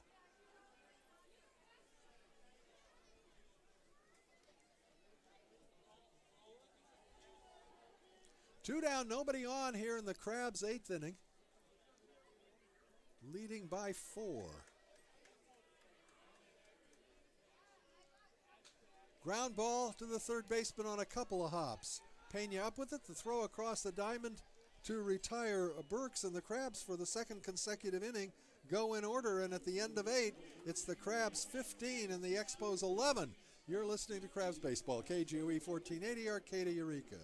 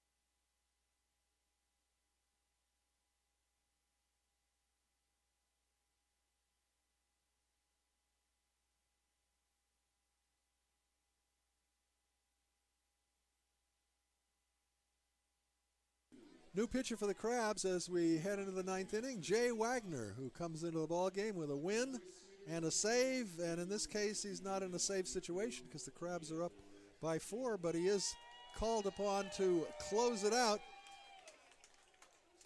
for Wyatt Tucker. Seems like a long time ago that Wyatt Tucker was on the mound, but he is the pitcher of record for the Crabs and will pick up the win unless the Expos can plate 4 here in the top of the 9th inning. And from Crabs number 26, Cal State Chico, Jay Wagner. Alex Emerzian will be followed by Conley Biglione and then Yudai Nakamura.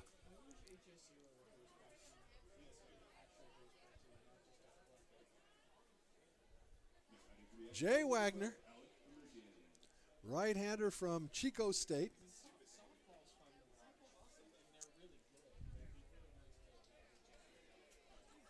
Right-hander versus right-hander.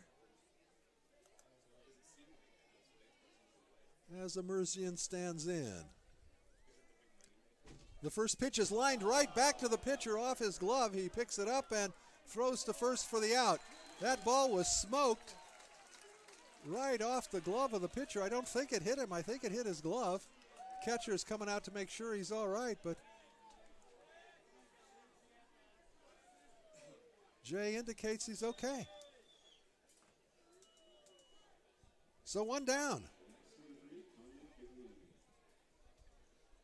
That'll bring up Conley Biglione. Left-handed hitter.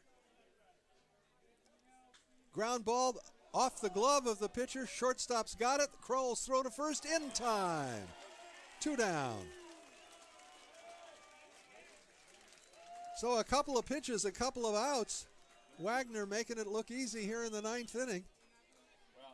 And I the don't know about easy, but because he got that one right off his. yeah, First one was tough, but pinch hitter here, number 2. this is Keenan. I'm not sure what his first name is. Keenan what? Oh, Keenan Reardon. Keenan Reardon slams the first pitch between third and short into left field for a 2-out single. You knew they weren't going to go in order. No. It's not their way. So here's Workington. 2 for 5 on the afternoon. He's had a fine series against Crabs pitching. Crabs 1 out away from nailing down their second series sweep of the season.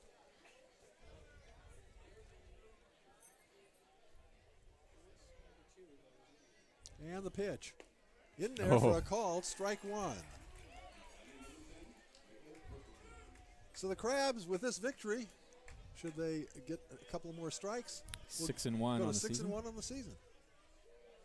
Swing and a miss. Oh, what a pitch. Off-speed pitch. And he had Workington well out in front. So now the Expos are down to their final strike. Jay Wagner, back foot on the rubber.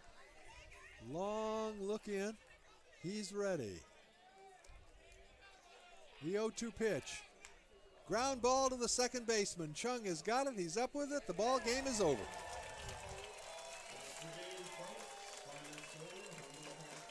In the 9th inning for the Expos, no runs, a hit, no errors, 1 left. And the Crabs behind Wyatt Tucker with relief help from Kyle Watkins, Zach Wallace, and Jay Wagner win the final game of this 3-game set. Benjamin, what are the totals? For the Crabs, their 6th victory of the season, 15 runs on 13 hits. There was 1 error. And for the Expos, 11 runs, 15 hits, 1 error. The Expos are now 10-6 on the season. All right, so fine afternoon of baseball in front of 965 appreciative fans and entertained by players and Crabgrass band members alike. I was entertained. I'll tell you that. Yeah. I thought Your kind of ball game. my kind of ball game. And so the Crabs win it, and we're looking forward to Tuesday and Wednesday and Thursday with the San Luis Obispo Blues, and then the weekend series with the Seattle Studs. I'm telling you, circle your entire week and join us at the ballpark for some of the best baseball you'll see all season on the North Coast. Any final thoughts? Nope, bring on the Blues. All right. Not the Blues for us, the San Luis Obispo Blues. We don't want the That's Crabs right. to have the Blues. No. Indeed not. All right, that'll do it from the ballpark this afternoon. For my broadcasting buddy, the Professor Benjamin Schaefer, I'm Hoke Holcomb, and we're rounding third and heading for home. All right. All right, you're gonna be here. I'll be here Tuesday.